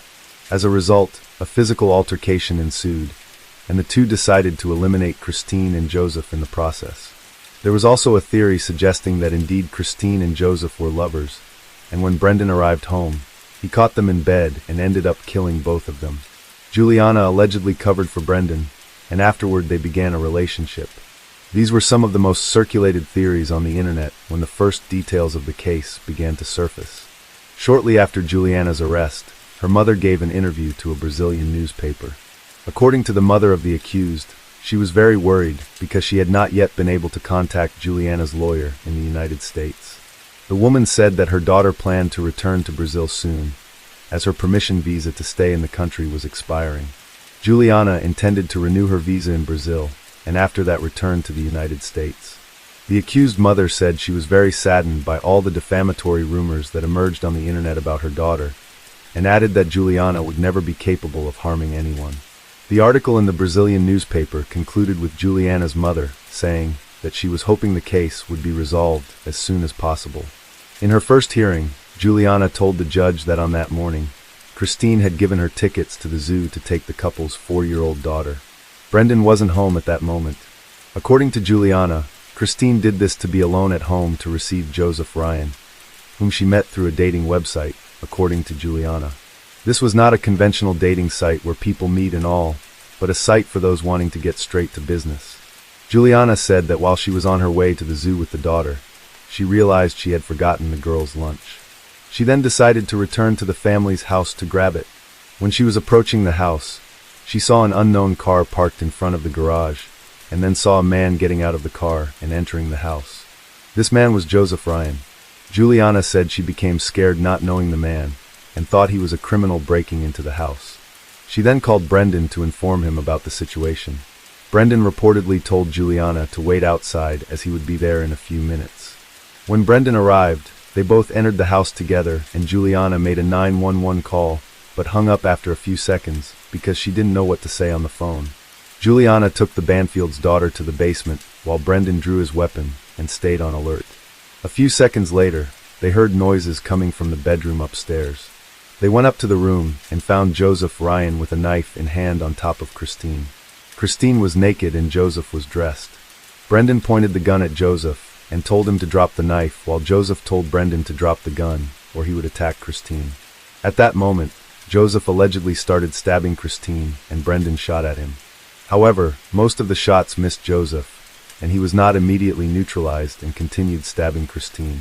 Brendan then shouted for Juliana to go to the bathroom where there was a safe and get his other weapon from inside it. When Juliana returned with the weapon, she didn't give it to Brendan. Instead, she shot Joseph, hitting him in the heart, a fatal shot. After that, they called 911 to report the incident. Juliana's defense stands by this version and claims she acted in self-defense. In the same hearing, the prosecution was also heard and presented an entirely different story. The prosecution stated that Brendan and Juliana had been having an affair for months, and that on the eve of the crime, Brendan didn't go to work that morning because everything had already been planned. Brendan left the house pretending to go to work, but actually went to a nearby location where he waited for Juliana's call. The prosecution claims that Joseph Ryan was lured to the Banfields' home, believing he was going to meet Christine. According to the prosecution, Brendan or Juliana created a fake profile of Christine on the dating website using her laptop from inside the family's house. On the dating site, Brendan or Juliana initiated communication with Joseph Ryan pretending to be Christine. In fact, the prosecution said these conversations were shown to Christine's family and friends, who stated that the conversation seemed very strange and that Christine didn't write like that. After some time of conversation, a meeting was arranged with Joseph Ryan, who received the day, time, and address of the Banfield family's home. On the arranged day when Joseph arrived at the house, he was allegedly greeted by Juliana, which is why there were no signs of forced entry, and shortly after he was ambushed by Brendan. For the prosecution, Brendan and Juliana planned everything for days and staged the entire crime scene. Their goal was to eliminate anyone in their way, in this case Christine, and with Christine out of the way, Brendan wouldn't have to divide the assets he had acquired with his wife in a divorce and could enjoy all the money alongside Juliana. An employee from a shooting ranch testified during the hearing and stated that Brendan and Juliana had been at the ranch 2 months before the events leading up to the crime. This same witness claimed that a month before the crime, Brendan went to the ranch alone and bought a Glock pistol at 7:17 p.m. paying $558.50. According to the police, this was the same gun that was in the safe and was used by Juliana to deliver the fatal shot to Joseph Ryan. Additionally, Brendan and Juliana swapped their mobile phones just 4 days before the crime. For the prosecutors, all of this was evidence that the two had been planning everything. During the hearing, the prosecutors presented photos of the house on the day of the crime and later showed new photos taken months after Juliana's arrest. In these photos, it was evident that the room that had previously belonged to Juliana in the house was empty, and all her belongings, such as clothes, makeup, and other items, were in the room Brendan had once shared with Christine, but was now sharing with Juliana. Moreover, all the pictures in the house that previously featured Brendan with Christine and their daughter were removed and replaced with photos of Brendan with Juliana and some with the daughter. The defense acknowledged a possible relationship between Brendan and Juliana, but reiterated that during the time she worked as a nanny for the family, she had other relationships and what she had with Brendan was not serious. The defense also added that both Christine and Brendan had extramarital affairs and were unfaithful to each other. Brendan also spoke during the hearing, but he and his attorney stated they would invoke the Fifth Amendment. As a result, Brendan did not answer anything that could incriminate him and ended up responding to very few questions. At the end of the hearing, the prosecution requested that Juliana remain in custody due to the high risk of flight. The prosecution mentioned that Juliana had attempted to obtain another passport when authorities had withheld her passport during the ongoing investigation before her arrest. In response, Juliana's defense argued that they themselves had instructed her to apply for another passport because she needed an ID to stay in the country, and when she asked the authorities to return her passport, they did not. Therefore, according to the defense, Juliana's attempt to obtain another passport had nothing to do with an escape plan. In the end, the presiding judge accepted the prosecution's request and decided that Juliana Perez should remain in custody without the possibility of bail until her trial date. Brendan Robert Banfield continued to be investigated by the police and remained free. As I mentioned earlier, he initially refused to speak with detectives or the media, and one of the first things he did was hire an attorney. Initially, when he decided to speak with the police, he claimed that he was the one who shot Joseph Ryan. However, after evidence showed that it was Juliana who fired the shot, Brendan changed his story. According to sources, Brendan's daughter with Christine was placed in the care of family members while the investigation continued. At this point, the only information made public about Joseph Ryan was that he was 38 years old and had a profile on the dating site where he communicated with Christine's profile. On September 16, 2024, after months of further investigation, the police arrested Brendan Banfield. He was charged with first-degree murder for the deaths of both Christine and Joseph Ryan. Prosecutors accused Brendan of conspiring to kill both of them in the residence where he lived with his wife. He was also charged with the use of a firearm in the commission of a crime. The police did not release specific details about the evidence they had gathered to prove that Brendan conspired to kill his wife and Joseph Ryan. The only thing they stated was that Brendan and Juliana had a planned trip to Brazil. A few days later, Brendan Banfield's first hearing took place. During this hearing, authorities revealed that Brendan began a relationship with Juliana in August 2022. Juliana had arrived at the Banfield family home to work as a nanny in September 2021, and at that time she was dating a guy who had stayed in Brazil. It was also revealed that 1 month before the crime, Brendan and Juliana traveled together to New York, where they stayed in a hotel and attended a show. During the hearing, Brendan said that on the morning of the crime, he left the house around 7:11 a.m. and made a stop at a McDonald's about 8 minutes from his home by car. According to him, he would often stop there for breakfast when heading to work. Brendan said that around 7:37 a.m., he received a call from Juliana telling him that an unknown man had broken into the family home. He then, without finishing his breakfast, rushed back to his house. The prosecution played the recording of the first 911 call Juliana made. In the recording, Joseph Ryan can be heard groaning in pain in the background. The call lasted 8 seconds before Juliana hung up. The Fairfax County Police Department dispatcher called Juliana back following protocol, but no one answered. When questioned about this, Brendan said the call was not answered because he and Juliana couldn't find the phone, which had fallen somewhere in the house. Brendan also said that at that same moment, he told Juliana to grab his other gun from the bathroom safe because Joseph Ryan was still alive and could pose a threat. But when she returned with the gun, instead of handing it to Brendan, Juliana shot Joseph, hitting him in the heart. There were 13 minutes between the first and second calls Juliana made to 911. To the authorities, 13 minutes was an unusually long time for Brendan and Juliana to call the police again. Joseph Ryan was already injured before the first call, so it made no sense for them to take 13 minutes to call back. The prosecutor in the case stated that Joseph Ryan's body had been moved to make it appear as though he was actually attacking Christine. Authorities confirmed that the knife used in the crime indeed belonged to Joseph Ryan, and that he had brought it in a backpack. As in his conversations with Christine, she had asked him to bring the knife due to a fetish involving pain and pleasure. To explain further, the website where the supposed Christine communicated with Joseph Ryan was a platform for casual encounters focusing on fetishes involving pain and pleasure. That's why Joseph Ryan brought a knife to his meeting with Christine at the Banfield house, which, according to authorities, was quite convenient for someone staging a crime scene afterward. According to paramedics who responded to the scene, both Christine and Joseph had been moved and repositioned. Joseph's arms were covered in blood, apparently Christine's blood, and they were crossed in a way that he could not have done himself after being fatally shot in the chest. The paramedics also stated that while working to try to save Christine, Brendan never once asked about her condition or if she was going to be okay. Instead, he asked about Joseph Ryan, questioning the paramedics if the man was still alive. Authorities believe Brendan's concern for Joseph was because if Joseph remained alive, he would certainly tell the truth about what really happened.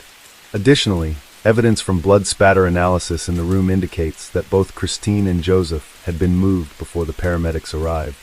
The prosecutor stated in Brendan's hearing that in August, the police received 2 definitive reports from forensic investigators specializing in blood spatter analysis.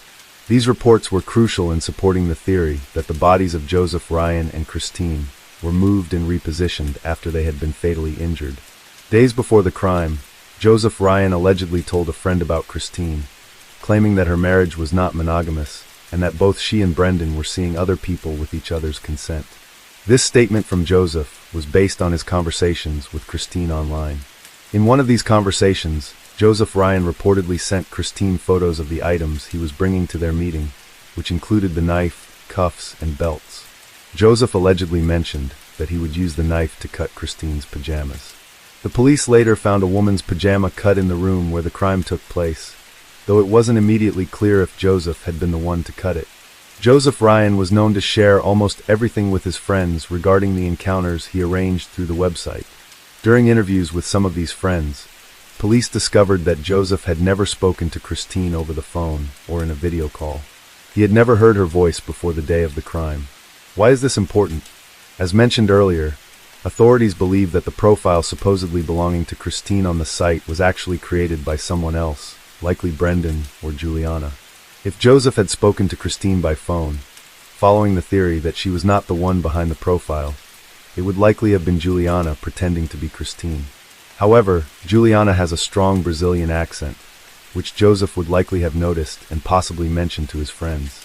Given this, authorities believe that, aside from the text messages, Joseph never communicated with Christine in any other way.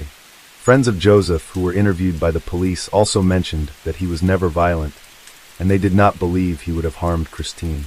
From the day Juliana was arrested on October 19, 2023 until her arrest on September 16, 2024, Brendan Banfield maintained constant contact with her. In one of their recorded conversations, Juliana allegedly said, "I hope you're not with me just because you're afraid I'll turn against you." Brendan reportedly told her to shut up. Brendan's trial was scheduled for February 2025, while Juliana's was set for November 12th of the same year. However, in late October 2024, to avoid a public trial, Juliana decided to strike a plea deal with the prosecution.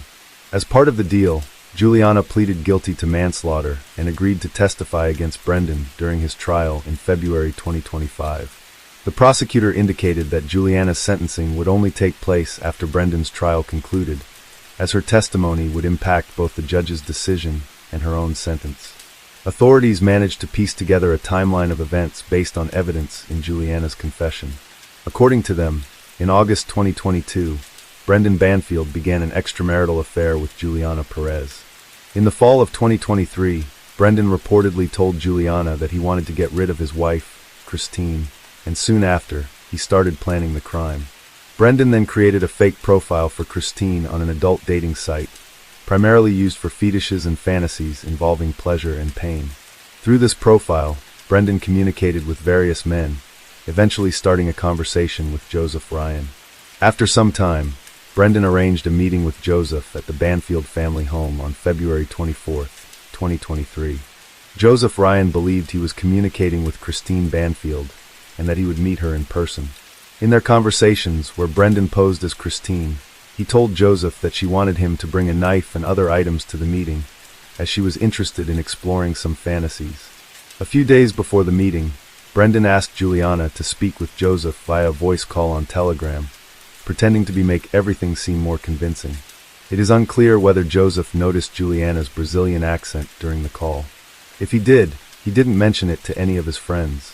It's possible that Brendan fabricated a story to explain the accent, perhaps claiming that Christine had ties to Brazil or had lived there for a significant time. As Brendan and Juliana had planned everything in advance, they likely devised a way to cover up this detail. During her confession, Juliana told authorities that she did not want to be involved in the crime. She reportedly told Brendan that she didn't think he would go that far, but when she realized he was serious, she attempted to back out. However, Brendan allegedly told her it was too late to turn back. On the morning of February 24, 2023, Brendan gave Juliana a firearm. He had purchased the weapon on January 28, 2023. The plan was that as soon as Juliana saw Joseph Ryan entering the Banfield family home, she would first call Christine and then call Brendan, telling them that a strange man had entered the house and that she was very scared. Juliana followed the plan, making both calls as soon as she saw Joseph Ryan enter the house. The call to Christine's phone went to voicemail because before leaving the house that morning, Brendan had turned off his wife's phone and hidden it in a kitchen drawer. As planned, Brendan waited for Juliana's call at a nearby McDonald's, allowing him to return home quickly. When Juliana called, Brendan also attempted to call Christine, but as he expected, the call went straight to voicemail. Brendan returned home, picked up Juliana and their daughter, and they entered through the basement. They left the child in the basement and went up to Brendan's bedroom, where he lived with Christine. Brendan was carrying his service weapon, and Juliana had the gun he had purchased in January and given to her that morning. When they entered the room, Joseph was holding Christine, and Brendan shouted that he was the police before shooting Joseph Ryan in the head. The impact of the shot caused Joseph to fall away from Christine. After the shot, Juliana called 911. The call was brief, but Joseph's groaning could be heard in the background. Juliana ended the call, following Brendan's instructions, and shortly after, Brendan grabbed the knife Joseph had brought for the meeting and began stabbing Christine multiple times. The 911 operator tried to call back, but Juliana did not answer. Then Juliana went to the house's safe, opened it, and made it seem like she had retrieved the gun from the safe, when in fact she already had it with her from the beginning. Upon returning to the room, Juliana noticed that Joseph was still moving. She then shot him in the heart, delivering a fatal blow, as confirmed by the medical examiner. After Brendan staged the crime scene, placing the bodies of Christine and Joseph near each other to make it appear as though Joseph had attacked Christine, he instructed Juliana to call 911 again.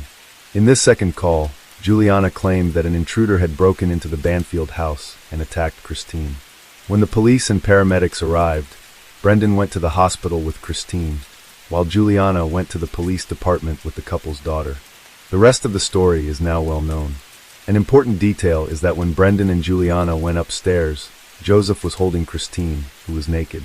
This occurred because, as revealed by the conversations between Brendan, pretending to be Christine, and Joseph, they had discussed a fantasy in which Christine would be dominated by someone entering her home with a knife and cutting her pajamas. As was discovered, Christine's pajama was found cut near the bed. So when Joseph entered the house, he believed he was participating in a fantasy, and Christine, unaware of the true intentions, likely tried to ask him to stop. However, Joseph thought this was part of the act, as they had discussed in their messages. With Juliana Perez's confession, there is no longer any doubt that the crime was a conspiracy orchestrated by her and Brendan to take Christine's life and allow them to be together. Brendan Banfield's trial is scheduled for February 2025, and Juliana's sentencing will be announced shortly after his trial concludes. The judge presiding over the case, Penny Ascarati, who also oversaw the Johnny Depp and Amber Heard trial, is the same judge handling Brendan's case, creating great anticipation with millions of people awaiting the outcome. Joseph Ryan's mother has not given any interviews so far to avoid interfering with the investigation, but when Brendan was arrested, she posted on social media saying that it was very difficult to live without her only son, and that the only thing that still made her get out of bed every day was the hope that justice would be served. Both Christine's and Brendan's families are deeply shocked by everything that has happened. According to the latest information, the couple's daughter, now 6 years old, is under the guardianship of close relatives. Case 4. Mike Mansholt was born on August 20th, 1998 in Oldenburg, a city in Germany with a population of over 160,000 people. He was the son of Bernd Mansholt and Susan Mansholt. Mike's parents were financially stable, which allowed him to have a comfortable childhood. He was described as a very active child who loved adventure. When he was still young, his parents, who were facing some marital issues, decided to get a divorce. After the separation, Mike stayed with his mother. Later, Suzanne, Mike's mother, started a new relationship and had a daughter named Maria. Bernd, Mike's father, also found a new partner and had a son named Daniel. It is said that Mike got along very well with both Maria and Daniel.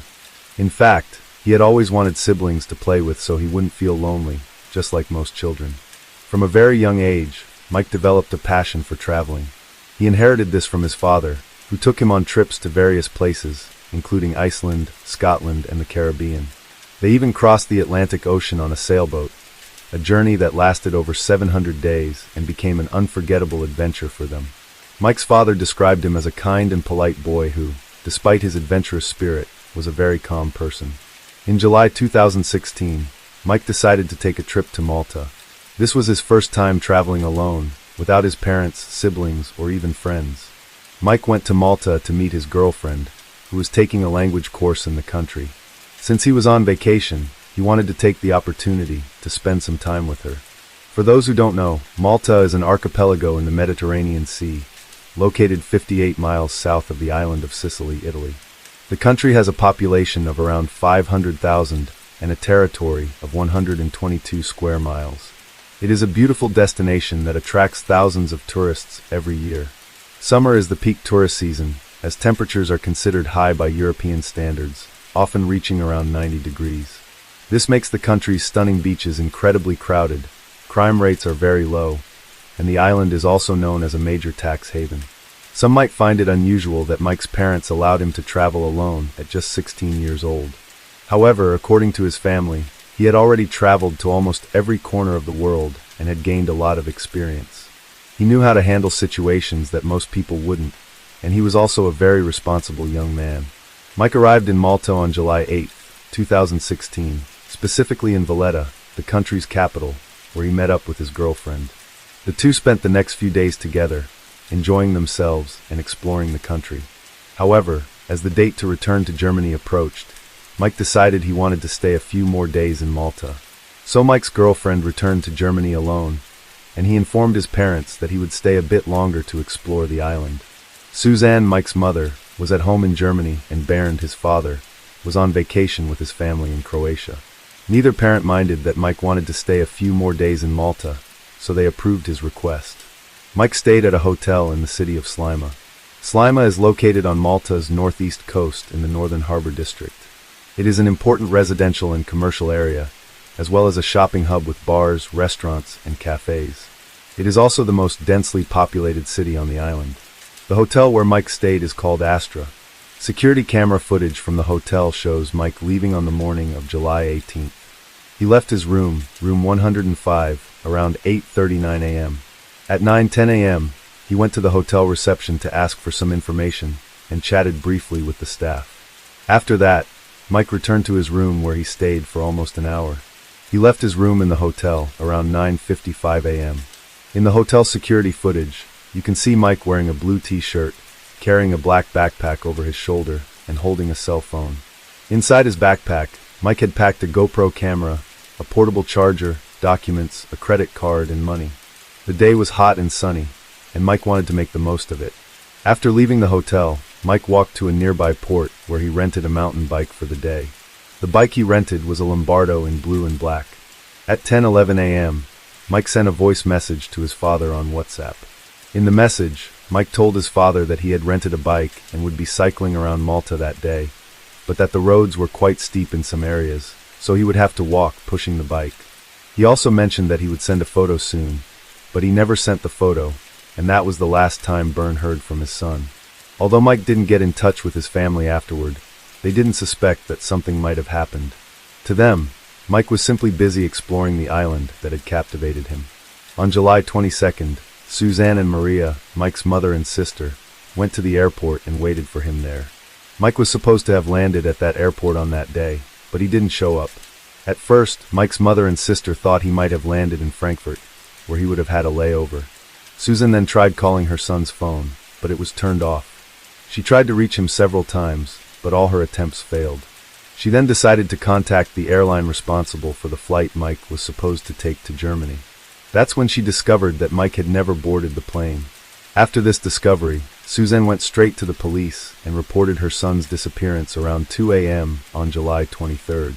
The German police treated the case as high priority, and the officers quickly contacted the Maltese police.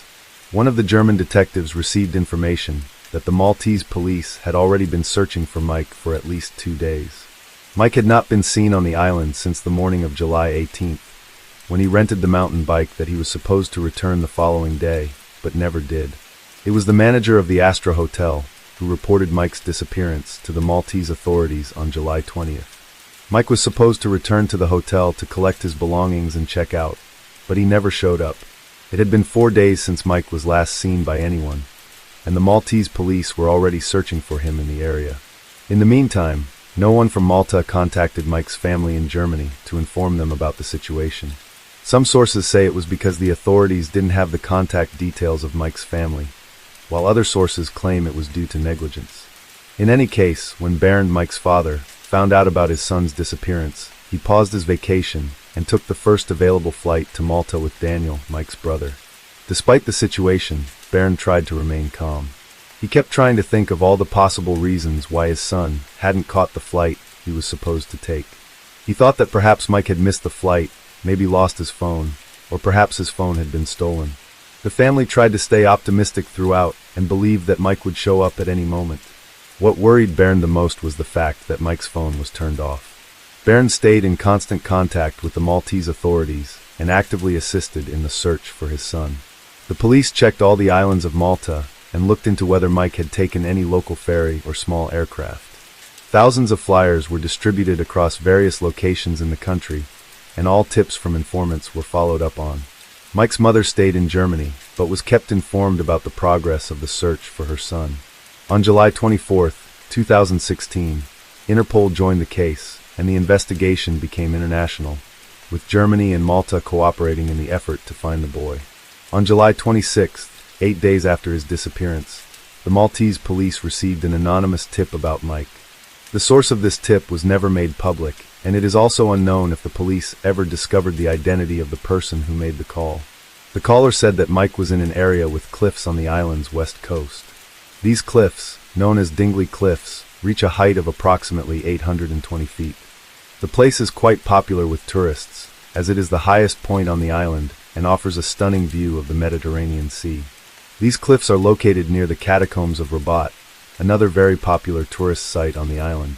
The man who rented the bike to Mike told the police that they had a brief conversation in which the teenager mentioned wanting to visit these catacombs. It was therefore highly likely that Mike passed through this area. A police team with sniffer dogs, firefighters and paramedics was sent to the cliff area to conduct the search. Mike's father and brother quickly made their way to the site, and when they arrived, some journalists were already there waiting to ask them questions. Shortly after, emergency teams and even an ambulance arrived at the location. After a few hours of searching, the sniffer dogs detected something nearby, but the authorities asked Bernd and Daniel to stay back and wait so they wouldn't interfere with the professionals. And soon came the news no one wanted to hear. Mike was found, but he was lifeless. Mike's body was found at the bottom of the cliffs, hidden under some bushes in a rock outcrop. The location was not easy to access and could not be seen from the cliffs. This explained why no one had seen Mike there, despite the area being frequented by many tourists. The bike that Mike had rented was found hanging about 98 feet above his body. It was severely damaged, with a flat tire and the handlebars completely bent. The police removed Mike's body from the site and sent it for an autopsy. The officers also collected some of the victim's items found at the location and sent them for analysis. Mike's sneakers and sunglasses were found near his body. For some reason, he was barefoot. The backpack that Mike had taken from the hotel, containing several of his belongings such as his phone, laptop, GoPro camera, money and credit card, was nowhere to be found. Something strange found near the body was fresh hay, which hadn't yet been affected by the sun. It appeared as though someone had stepped on the hay, and it had detached from the sole of their shoe, leaving it on the ground. It couldn't have been Mike, as he was barefoot and his sneakers were found several feet away from his body. The police spoke with a farmer who owned property near the area where Mike's body was found, asking him if he knew anything about the hay. The farmer simply replied that he knew nothing. Bernd, Mike's father, also spoke with the farmer and asked if he had seen Mike nearby or if he knew where the boy's backpack might be. According to Bernd, the farmer acted strangely, as if he didn't want to cooperate or answer the questions. It seemed like he was uncomfortable and kept insisting that he knew nothing. Bernd was devastated after discovering what had happened to his son, but he tried to stay strong in order to uncover what had truly happened. Daniel was deeply affected by the loss of his brother. They were very close, and they had plans to travel the world together when they grew older, but that would no longer be possible. When Suzanne received the news about her son, she couldn't believe it. It was something she had never imagined.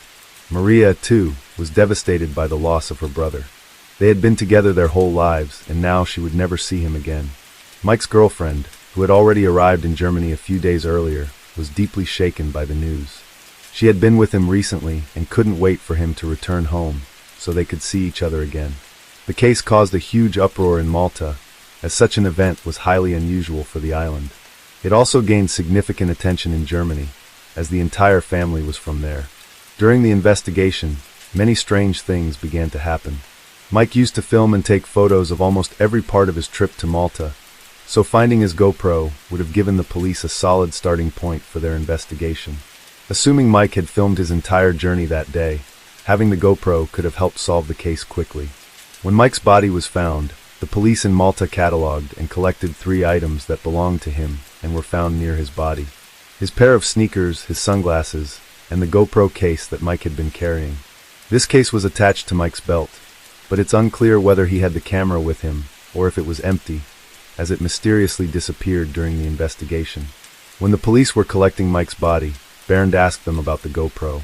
The lead investigator allegedly told him that she had seen the GoPro case attached to Mike's belt, and it had been catalogued and collected by the other officers. This same lead investigator was the one who stood guard over Mike's body until everything was collected. One of the first things Bernd did upon arriving in Malta was go to the Astra Hotel, where Mike had stayed. At the hotel, room 105, Mike's room, had already been emptied and cleaned by the staff. All of Mike's belongings in the room were handed over to Bernd, but the GoPro case was not among them. This meant that Mike had likely taken the case with him, and the camera was probably inside the case that had been attached to Mike's belt when his body was found. Baron knew how valuable the GoPro was, as Mike had filmed almost everything, and the footage on the camera could probably shed light on what had happened to him. However, the day after the body and items were collected, all the police officers involved in the investigation denied that there had been a camera case attached to the victim's belt. They claimed that nothing of the sort had been cataloged or collected.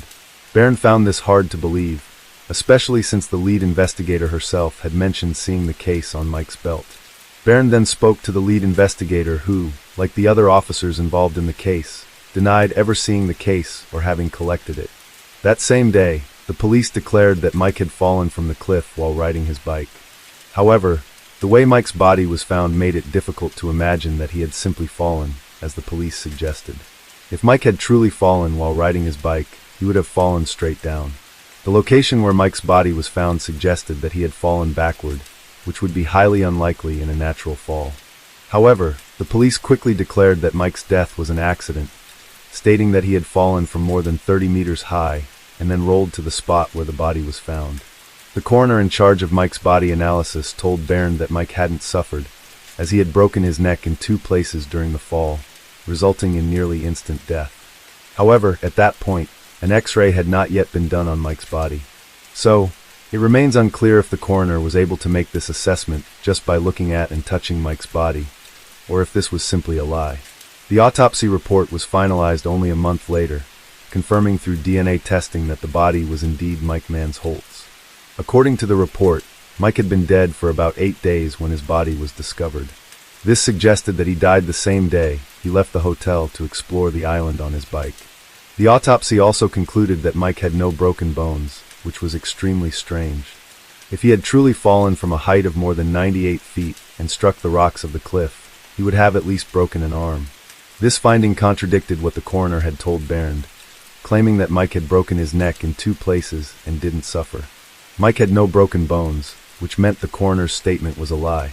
A forensic examination was conducted on the bike Mike had rented, and the conclusion was that its condition didn't match what one would expect from a fall of 98 feet or more from a cliff. A few days before the official autopsy report was finalized and released to the family, an employee from the morgue who had been responsible for Mike's body approached Baron to talk. She told Baron that everything seemed very strange. Mike had no broken bones, which contradicted the official version of the police that Mike had fallen from the cliff while riding his bike. She suggested that Baron think about what to do next, as it appeared that the police had no interest in pursuing the case further. After hearing this, Baron went to speak with the head of the investigation, the same person who had claimed to have seen the GoPro case and later denied it. This time, she refused to speak and dodged Baron's questions, which only made him more suspicious. Baron continued pressing the authorities about his son's GoPro, and a few days later the forensic department of Malta handed him a digital camera, claiming it was Mike's. The camera they handed Baron was a Canon model from the early days of digital photography, a far cry from the GoPro Hero 2 Mike had been using. Along with the camera, Baron was also given a memory card that was completely destroyed, and the authorities claimed it had been inside the camera when it was found next to the body. Baron knew right away that this was not his son's camera.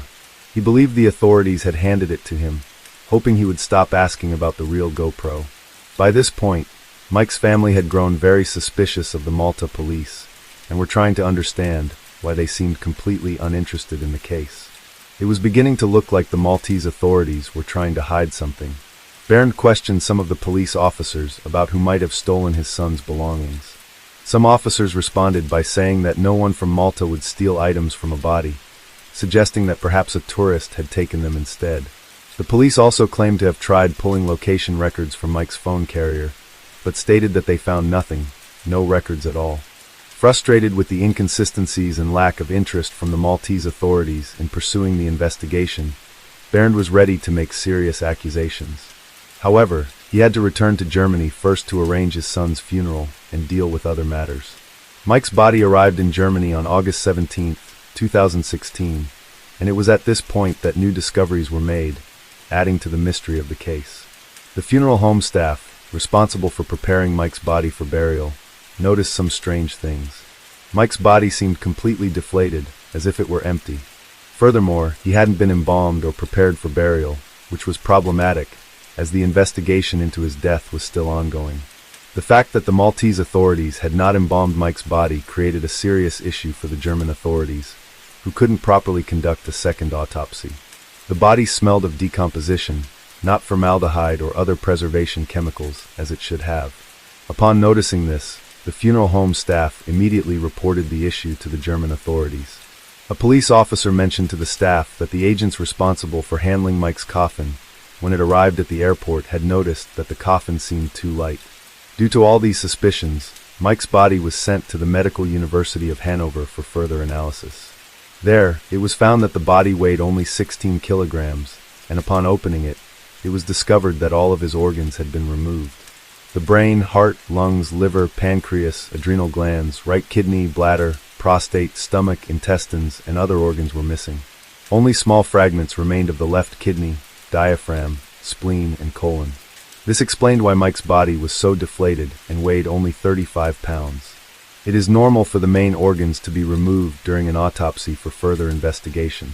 When this happens, the body is filled with other materials such as sawdust or cotton.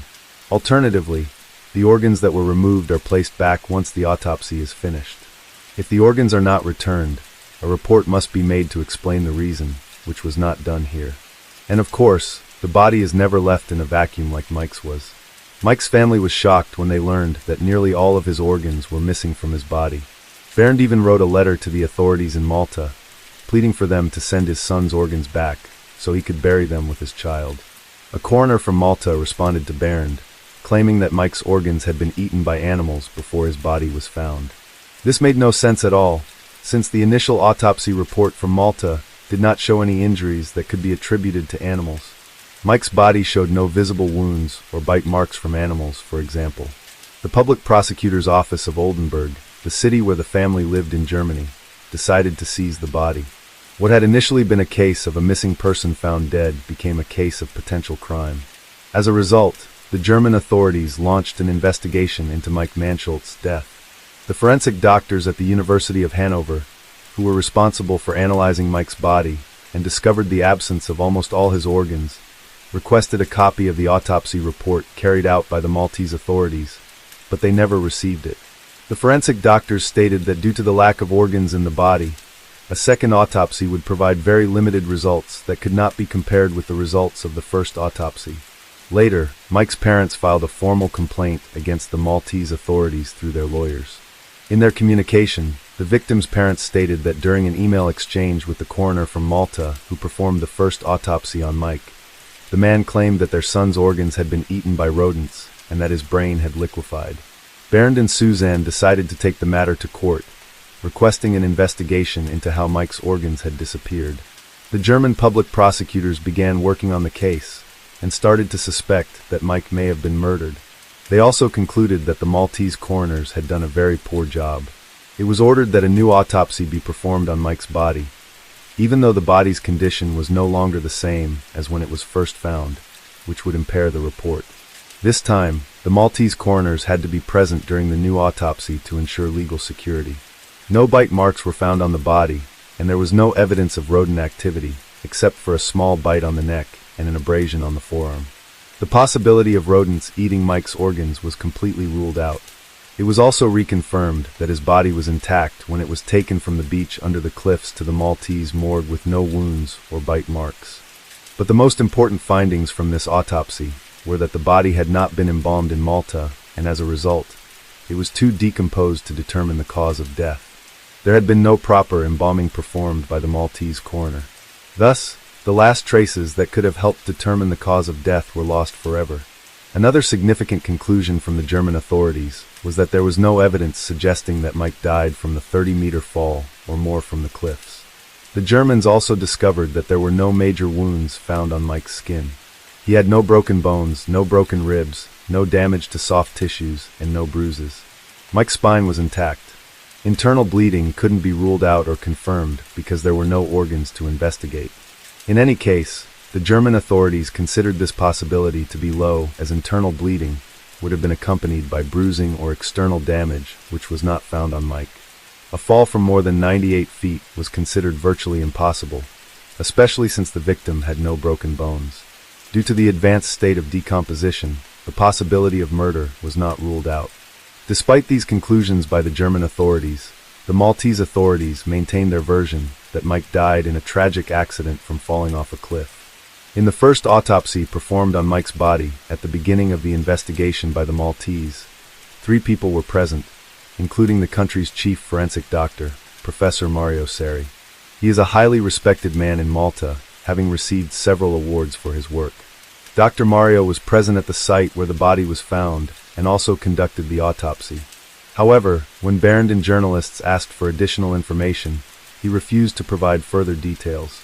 He only responded to one email from Bernd, stating that the organs were already missing before the autopsy and had been eaten by rodents and that the brain had dissolved in the sun. He also mentioned that he had shared this information with the head of the investigation in Malta. The German forensic team contradicted Dr. Mario Seri's report, stating in writing that no bite marks were found on Mike's body. Regarding the claim that the brain liquefied due to the sun, they called it absurd, noting that in many countries, temperatures can exceed 40 degrees Celsius in the summer, the same temperature as in Malta that day, and there are no reports of anything like this happening elsewhere. Officially, Dr. Mario documented that Mike's body was found lying on his back. However, the German authorities did not believe that Mike had died in the exact spot where the body was found. They theorized that if he had really fallen, he could still have been alive when he hit the beach and then managed to crawl to a shaded area under the cliff. Asphyxiation could also not be ruled out as the cause of death by the German authorities because Mike's hyoid bone was also missing. In November 2017, Bernd returned to Malta. He tried to speak with the police and detectives who worked on his son's case, but they refused to talk. Bernd then filed a legal request to access all the case files, but he was informed that the judge was ill, and furthermore, the judge had a reputation for being slow in approving judicial decisions. Bernd only gained access to these files thanks to a German diplomat in Malta who managed to obtain the documents. However, the official file was missing several important documents that the Maltese authorities claimed to have lost, such as the autopsy results and photos of the location where Mike was found. In January 2018, the Maltese government caved to the pressure from the German authorities and reopened Mike's case. Finally, all the efforts of the German Ministry of Foreign Affairs bore fruit. Shortly after this, the first documents regarding Mike's case arrived in Germany. The German media began to cover the entire story again, and the parliament started to debate the issue. However, the new judge assigned to the case also determined that Mike's death was due to him falling from a cliff, meaning there were no updates in the case. On the other hand, the German authorities concluded that there were many inconsistencies in the case, but with the limited material they had to investigate, they found themselves at a dead end and could do nothing. Almost everyone who analyzes this case, full of gaps and with such careless files, from diplomats and investigators to journalists, has doubts about the official verdict of the Maltese authorities. Bernd Mansholt grew tired and discouraged by all the negligence. He decided to stop pushing for more answers about Mike's death, and now focuses on his family. He believes that we will never know what really happened to his son. A German newspaper that had covered this case from the beginning tried to do a news story about it, but when they contacted the Maltese authorities, they refused to comment on the case. It seems that no one who worked on Mike Mansholt's case is interested in talking about it, as if they were trying to cover it all up. This case is full of mysteries and theories surrounding it. Among the most famous theories is the one suggesting that Mike may have been a victim of organ trafficking. Mike was a very healthy boy, and the absence of all of his main organs makes some people suspect he was a victim of organ theft. According to this theory, Mike might have been approached by organ traffickers while cycling through a remote area of Malta. The traffickers would have taken him to a place where they removed his organs, then stitched his body back up and threw him off the cliff along with his bike to make it look like an accident. Maltese authorities might have discovered everything but decided to cover it up, as the country heavily relies on tourism, and such an event would undoubtedly scare tourists away, causing significant economic loss. People who believe in this theory think the farmer, who owns a property near where Mike's body was found, might be involved in the case. His evasiveness when questioned by the victim's father, as if hiding something, was very suspicious. Another widely circulated theory is that Mike was a victim of thieves who took his belongings and then threw him off the cliff. In this theory, Mike would have been strangled, and then his body was placed in the location where it was found. To cover up the case and prevent damage to the island's tourism, the authorities decided to remove the hyoid bone, the brain, and several other organs from Mike. If Mike had indeed been strangled, this could only be determined by examining the state of the hyoid bone in the brain. Since the Maltese authorities wanted to suppress the case, they simply decided to make all this evidence disappear. There's also the theory that Mike fell off the cliff on his own, and some people who passed by and saw the body took the opportunity to steal his backpack, which contained several of his belongings. The last theory I found, though less accepted, is that Mike may have taken his own life. This theory was discarded early in the investigation, as there were no signs from Mike that would suggest he was planning something like that. Everything points to Mike being happy, full of plans, in love, and showing no signs of mental illness or depression. The case of Mike Mansholt is one of the most mysterious and gap-filled cases ever documented. To this day, the authorities in Malta maintain their official version that Mike fell off the cliff on his own, and claim that any version beyond that is simply a conspiracy theory. Case 5. June is a determined woman who goes to great lengths to solve any mystery that comes her way. The game's environments are beautifully crafted, and there's a wide variety of characters. In addition, you can join clubs within the game to play with your family and friends. The atmosphere and plot are designed to truly transport you to the 1920s, the time period in which the story takes place, giving the game a very special feel.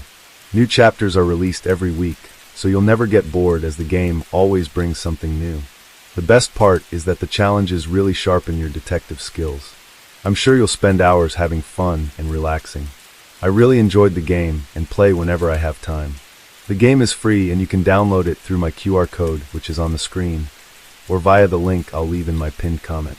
You can play it both on your phone and on your computer or laptop. Come on everyone, let's show some support for the sponsor of this channel. Thank you so much for your support, June's Journey. In the early hours of November 25th to 26, 2022, the couple Leslie Hurlbeak and Kevin Trompat mysteriously vanished. Leslie was 22 years old and Kevin was 21. At the time of their disappearance, they were spending a few days at a friend's house in the small commune of Prahak, a place where almost everyone knows each other, as it has just over 2,000 residents. Prahak is part of the Deux-Sèvres department, located in the Nouvelle-Aquitaine region of France. It's known as a peaceful area with beautiful landscapes and a welcoming community, the kind of place people move to when they're looking for a quieter life. However, the chilling case I'm about to tell you left a dark stain on the memories of those who lived there. As soon as the young couple's families lost contact with them, they felt that something was terribly wrong. It was completely out of character for the two to go off the grid, let alone disappear without saying a word. Because of this, the families immediately contacted the authorities and reported them missing.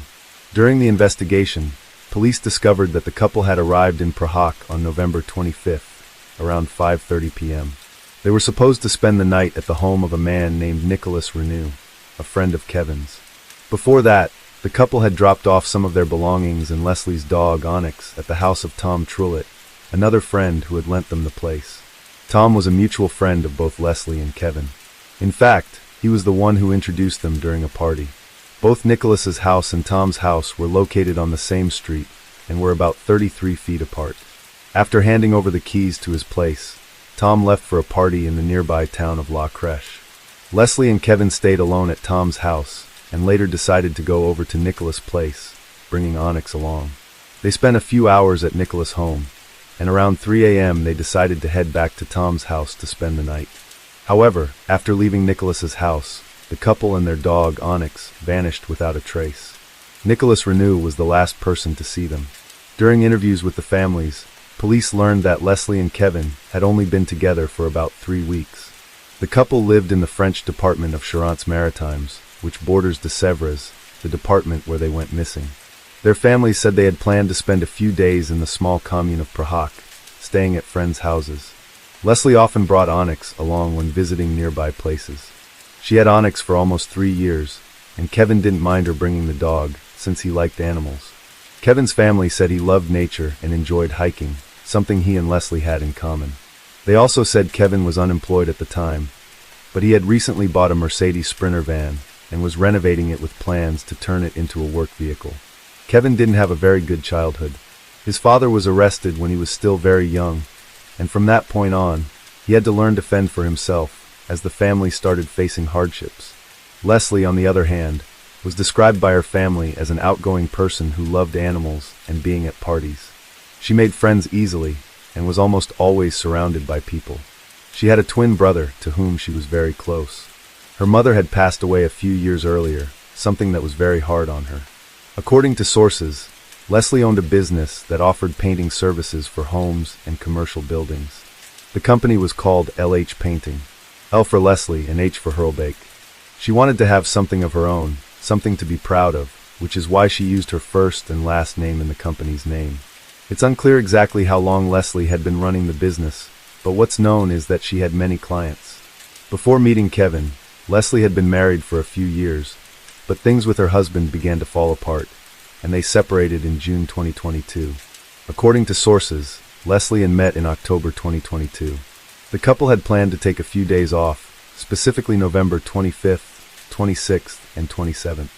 According to Kevin's mother, the young couple only planned to spend one day in Prague, which is where they disappeared. After that, they were going to another city called Bordeaux, a popular tourist destination in France. Since Nicholas was the last person to see the couple, he became a person of interest to the police, as he, in theory, could help them solve the disappearance. Kevin told the police that, the day before the disappearance, Leslie had bought some clothes, and she and Kevin had planned to go to a party in the city together. However, after leaving the house of Tom Trulett, the other friend who had lent them the house, the couple decided to spend some time with Nicholas at his place. Leslie's dog Onyx was with them. Nicholas said that around 2:30 a.m., he suggested the couple spend the night at his house if they wanted. But the couple said they would stay at Tom's house, which was very close. A few minutes later, the couple left Nicholas's home with the dog and headed toward Tom's house. They should have arrived in under a minute, as it was only about 33 feet away, but they never made it. Police also spoke with Tom Trulett, but he only said he had been at a party, and that the last time he saw the couple was when he left his house and gave them the keys. Tom said that when he returned, Kevin and Leslie were gone along with their belongings, leaving behind only a jacket, which the police seized as evidence. Tom told the police he didn't know anything else beyond that. A search was conducted by the police at both Tom's and Nicholas's houses. Investigators used luminol and other chemicals in an attempt to find traces of blood in both men's homes, but nothing was found. In addition to the couple's two friends who lived on the same street, police also spoke with other residents of the neighborhood who said they hadn't seen or heard anything unusual during the early hours of November 26th. At first, some people speculated that the couple had simply disappeared of their own will. The theory was that they might have been running from someone or just wanted to go on an adventure.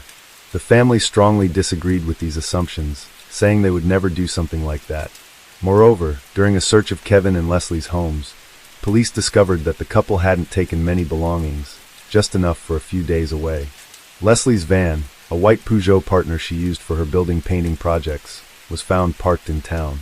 That was the vehicle Leslie and Kevin had been using to travel and intended to take to other cities. A quick search inside the van turned up nothing suspicious. Police also searched Kevin's Mercedes Sprinter van, which he had been renovating, but nothing suspicious was found there either. Because of this, early in the investigation, French authorities began to move away from the theory that the couple had disappeared voluntarily. The theory wasn't completely ruled out, but investigators decided to focus their efforts on other lines of inquiry. Another theory was that they had been hit by a vehicle and thrown into the woods, or that their bodies had been hidden by the driver responsible for the accident. However, no skid marks or any debris indicating a collision between a vehicle and a person were found. Typically, when a hit and run occurs, there are brake marks at the scene or vehicle fragments left behind, but nothing of the sort was found near the route the couple took on the day they vanished. In the following days, police searched the entire area surrounding the small commune of Prague. Search dogs were deployed, along with specialized forest search teams, and some volunteers, including family and friends, also joined the efforts. Divers helped as well, scanning the region's rivers and lakes, but despite all the effort, nothing was found. In a conversation with Kevin's stepmother, a woman named Corinne Pratt, authorities learned that Kevin had 10,000 euros with him at the time he disappeared along with his girlfriend and her dog. Corinne told police that she was the one who delivered the money to Kevin while he was staying at a friend's house. According to Corinne, the money was intended for the purchase of a car that belonged to someone Kevin knew. Corinne said that when she handed the money to her stepson, he seemed off, like he was afraid of something. She then asked Kevin if something had happened, to which he replied that there were some men in a car who seemed to be following him. After that, Corinne accompanied her stepson and Leslie to Tom's house, then returned to her city. According to her, that was the last she had contact with the young couple. The information about the 10,000 euros Kevin had with him was highly valuable to the police. That money was not found during the authorities' searches of Nicholas and Tom's homes, the couple's two friends. This suggested that the motives behind Kevin and Leslie's disappearance could be linked to the 10,000 euros. During the investigation, police also discovered that Leslie's phone emitted a signal 12 hours after she disappeared. The signal was traced to the city of New York, which is about 8.7 miles from Prague. Officers went to the city, conducted searches, and spoke with residents, asking if anyone had seen the couple. Nothing was found, and the residents they spoke with said they hadn't seen them. 3 days later, on November 29th, Kevin's phone also emitted a signal. When police traced it, they found that the signal came from the city of Foras. Foras is located in the department of Charente-Maritime and is over 80 kilometers from where the couple disappeared. Police also searched that city and spoke with locals, asking if they had seen the couple. But just like in New York, police had no success in Foras. There were no signs of the couple, and no one had seen them. As days went by, the case gained significant public attention, and the story of Leslie, Kevin, and Onyx's disappearance quickly spread across France. Naturally, many theories began to emerge, but none that could actually help the investigation at that time. On December 7th, French authorities made a public appeal during a nationally broadcast briefing. They asked anyone with any information about the young couple and the dog to come forward. That appeal paid off. The next day, on December 8th, an employee at a recycling company contacted police, saying he had found some of the couple's belongings in a recycling bin. Among those items was Kevin's road safety certificate. It was that document that made the employee realize the belongings might be linked to the missing couple. The recycling company is located in the town of Puyrevalt, a commune also in the Charente-Maritime department, over 56 miles from the last place the couple had been seen. Police rushed to Puyrevalt and went to the recycling facility. There, along with Kevin's road safety certificate, officers recovered various clothes belonging to the couple, painting equipment owned by Leslie, and her makeup case. All these items were sent for analysis, which confirmed they belonged to the couple. The families were also given access to the recovered items and confirmed that all of them belonged to Kevin and Leslie. Regarding the shotgun shells, Kevin's family said they likely belonged to him, as they were similar to the ones he used for his fishing gun. With the discovery of these belongings, it became clear that the couple hadn't disappeared voluntarily.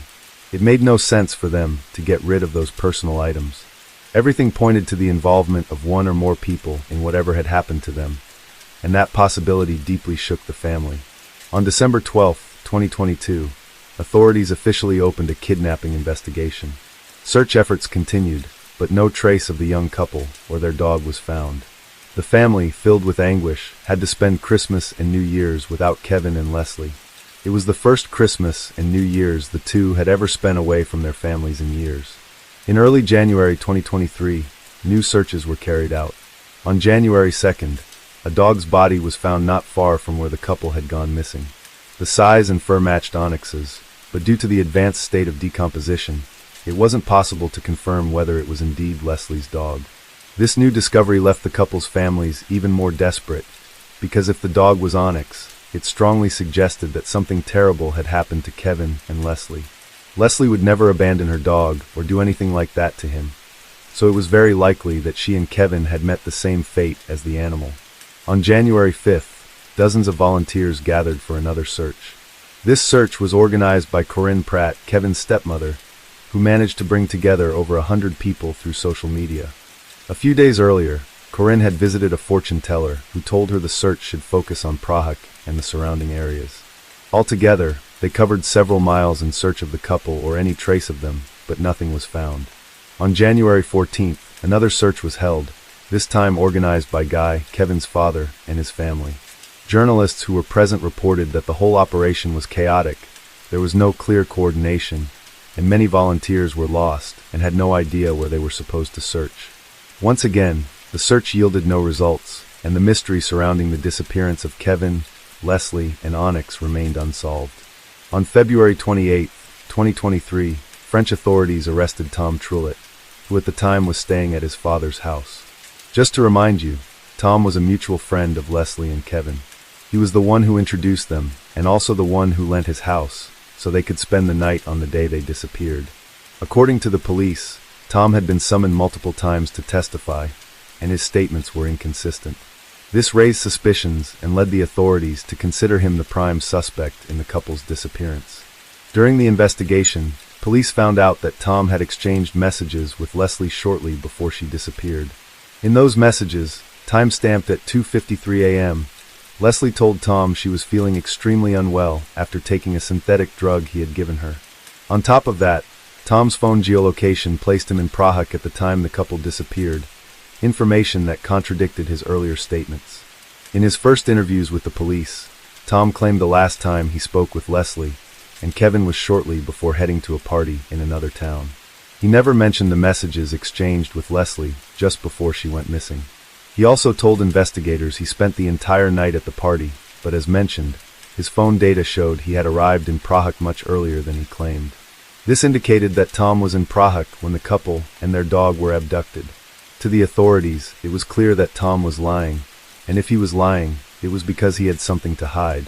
After his arrest, investigators decided to dig into Tom's life to determine whether he was really connected to the kidnapping and what his motives might have been. They discovered that he and Leslie had a brief romantic relationship in the past. According to people close to them, Tom never got over her and always wanted something more, while Leslie never took it seriously. Tom reportedly became resentful when Leslie asked him to introduce her to Kevin, a meeting that eventually led to their relationship. For the investigators, this could have been a motive behind the abduction. Still, they felt there was more to the story and kept digging before drawing any conclusions. There was also the possibility of a financial motive, since Kevin had $10,000 with him when he disappeared, and that money was never found. On March 1st, police arrested a second suspect, a 22-year-old man named Nathan Badgie. Nathan was arrested on Ray Island in the Charente-Maritime region. He's a friend of Tom Trullet, and authorities believe he played an active role in the abduction of Leslie, Kevin, and Onyx. His house is located just 0.19 miles from where the couple's belongings were found, abandoned inside a trash container. The next day, March 2nd, police arrested a third suspect, a 23-year-old man named Enzo Cialate, who was also a friend of Tom Trullet. After questioning the three men separately, police obtained crucial information about Kevin and Leslie's whereabouts. On March 3rd, the body of Kevin Trompat was found buried in a field near Poirvault. Poirvault is over 56 miles from Prague, the place where Kevin, his girlfriend, and her dog had gone missing. On March 4th, the body of Leslie Hurlbake was discovered buried in a forest in Versen, just 9 miles from where Kevin's body was found. Both bodies were sent for examination, and a DNA test confirmed that the remains were indeed those of Kevin and Leslie, who had been missing for over 3 months. According to the medical examiner who performed the autopsies, both Kevin and Leslie had numerous injuries, including severe fractures and deep cuts. He stated that the wounds were likely caused by iron bars, baseball bats, and large knives, possibly even a machete.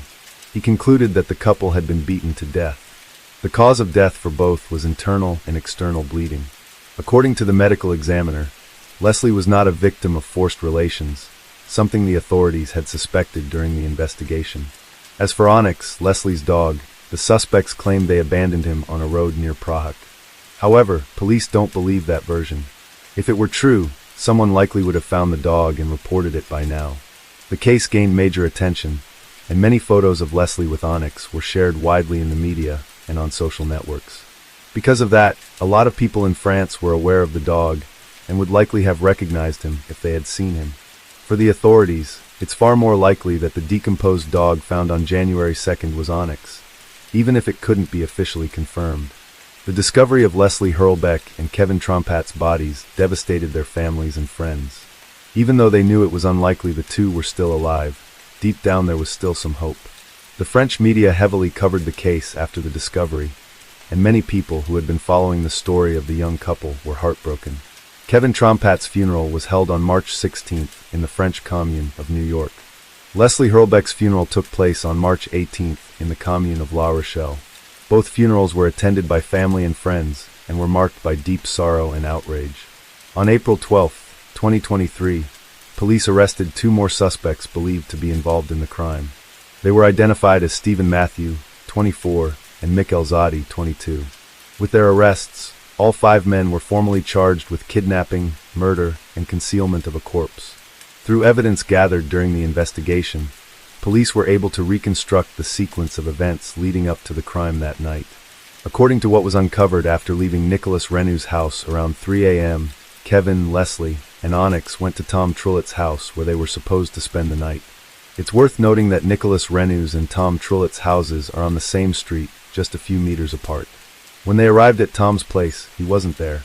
That's when Leslie messaged him saying she felt extremely unwell due to the synthetic drug he had given her.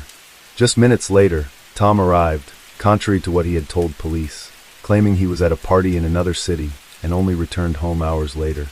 Leslie, Kevin, and Tom spent about 30 minutes talking, drinking beer, and using drugs. Meanwhile, Nathan, Enzo, Stephen, and Michael pulled up in a van and parked in front of the house. The 4 men waited for Tom's signal to move in. Tom had planned everything in advance, and each of the men knew exactly what they were supposed to do. Shortly after, Tom sent a message to one of them, and the group entered the house. They were armed with hammers, iron bars, knives, and even a sword. Leslie and Kevin were completely caught off guard and had no idea what was happening. Everything happened so fast they had no time to react. Kevin was struck multiple times with a hammer by Nathan, while Leslie was quickly overpowered by Tom. After that, the couple and the dog were forced into the van and taken to a remote area. Their personal belongings were also taken. As mentioned earlier, the suspects claimed they abandoned the dog on a roadside, but authorities believe they killed it too. Once they reached the isolated area, Tom allegedly struck Kevin several more times with a hammer. At this point, the suspects' testimonies began to differ. Tom claimed everyone participated in the attack on Kevin, while Enzo, Stephen, and Michael said only Nathan and Tom were responsible. Regardless, Kevin was brutally assaulted and died from the injuries. Then, according to Nathan and Enzo's statements, Tom used the sword to kill Leslie. With both Kevin and Leslie dead, the 5 men went to a field in Poirevalt, where they buried Kevin's body, and then to a forest in Verson, where they buried Leslie. Here, the sources present another contradiction. Some claim that Kevin and Leslie were buried the same day they were killed, while others state that the bodies were hidden in a wooded area near Prague for 2 days before being moved to the burial sites. In that version, the 5 suspects allegedly returned to where the bodies had been hidden and transported them to the forest where they were ultimately buried. Continuing, on the same day of the murders, the group returned to Prague. Tom stayed behind at his house to clean up the crime scene, while Nathan, Enzo, Stephen, and Michael split into 2 teams, one to clean the van and the other to dispose of the victims' belongings. According to the police, the motive behind the crime was a mix of factors. Aside from Tom's resentment toward Leslie, feeling rejected by her, there was also a financial dispute between him and Kevin. In his testimony, Tom claimed Kevin was a drug dealer who owed him over $30,000. He said he was tired of being constantly pressured by Kevin to pay up, so he decided to eliminate him, and in doing so erase the debt. Tom also alleged that some of the other men involved owed Kevin money as well, though he couldn't specify who or how much. When asked about the $10,000 Kevin had with him, Tom said the amount was split among all the perpetrators, and each used their share however they wanted. Kevin's family denied Tom's claim that Kevin was a drug dealer. To them, the accused made up the entire story in an attempt to defame the victims. Guy Trompat, Kevin's father, was released from prison around the same time the investigation into the murder of his son and Leslie was unfolding. He organized a memorial march in honor of the couple, which drew hundreds of people. During the event, he gave a statement saying the 5 men arrested had destroyed both his family and Leslie's, and that he didn't know how he would go on without his son. Guy became deeply depressed after learning what had happened to Kevin. He began relying on medication and lost about 26.5 pounds in a short period. On May 3, 2023, Guy Trompat was arrested for allegedly plotting to have the 5 suspects killed while they were in prison. According to sources, Guy had offered $100,000 to anyone who could eliminate the 5 men behind bars. He denied the accusations, claiming it was a friend of his who devised the plan in an attempt to help him. He went to trial in June 2023 was sentenced to 18 months in prison and was banned from owning firearms for 5 years. Later, however, his conviction was overturned and Guy remains free. Marie Therese Garcia, a 77-year-old aunt of Kevin, was also arrested after threatening the accused. Marie allegedly posted the following on social media: "The police better catch the bastards before I find out who they are, because if I find them first, I'll bring their body parts to the police in a suitcase." But the threats weren't the only reason for her arrest. Police claimed that Marie had been part of an organized gang of thieves responsible for numerous crimes in the 1980s and 1990s. Among those crimes were robbery, kidnapping, and murder. Marie is even one of the main suspects in the death of Corinne Didio, which occurred in 1995. Corinne's body was found dismembered inside a suitcase, exactly how Marie had threatened to deal with the suspects in Leslie and Kevin's case. Marie was detained for a few days and later released after being heard by a judge. On March 18, 2025, Nathan Badgie was released from prison after the court accepted a request from his defense, which pointed to a procedural error. That error involved an email that was sent to the wrong address. The email contained the date of a hearing regarding the renewal of Nathan's detention warrant and was supposed to be sent to his lawyer. Instead, it went to a different address, and the lawyer didn't attend the hearing due to the lack of proper notification.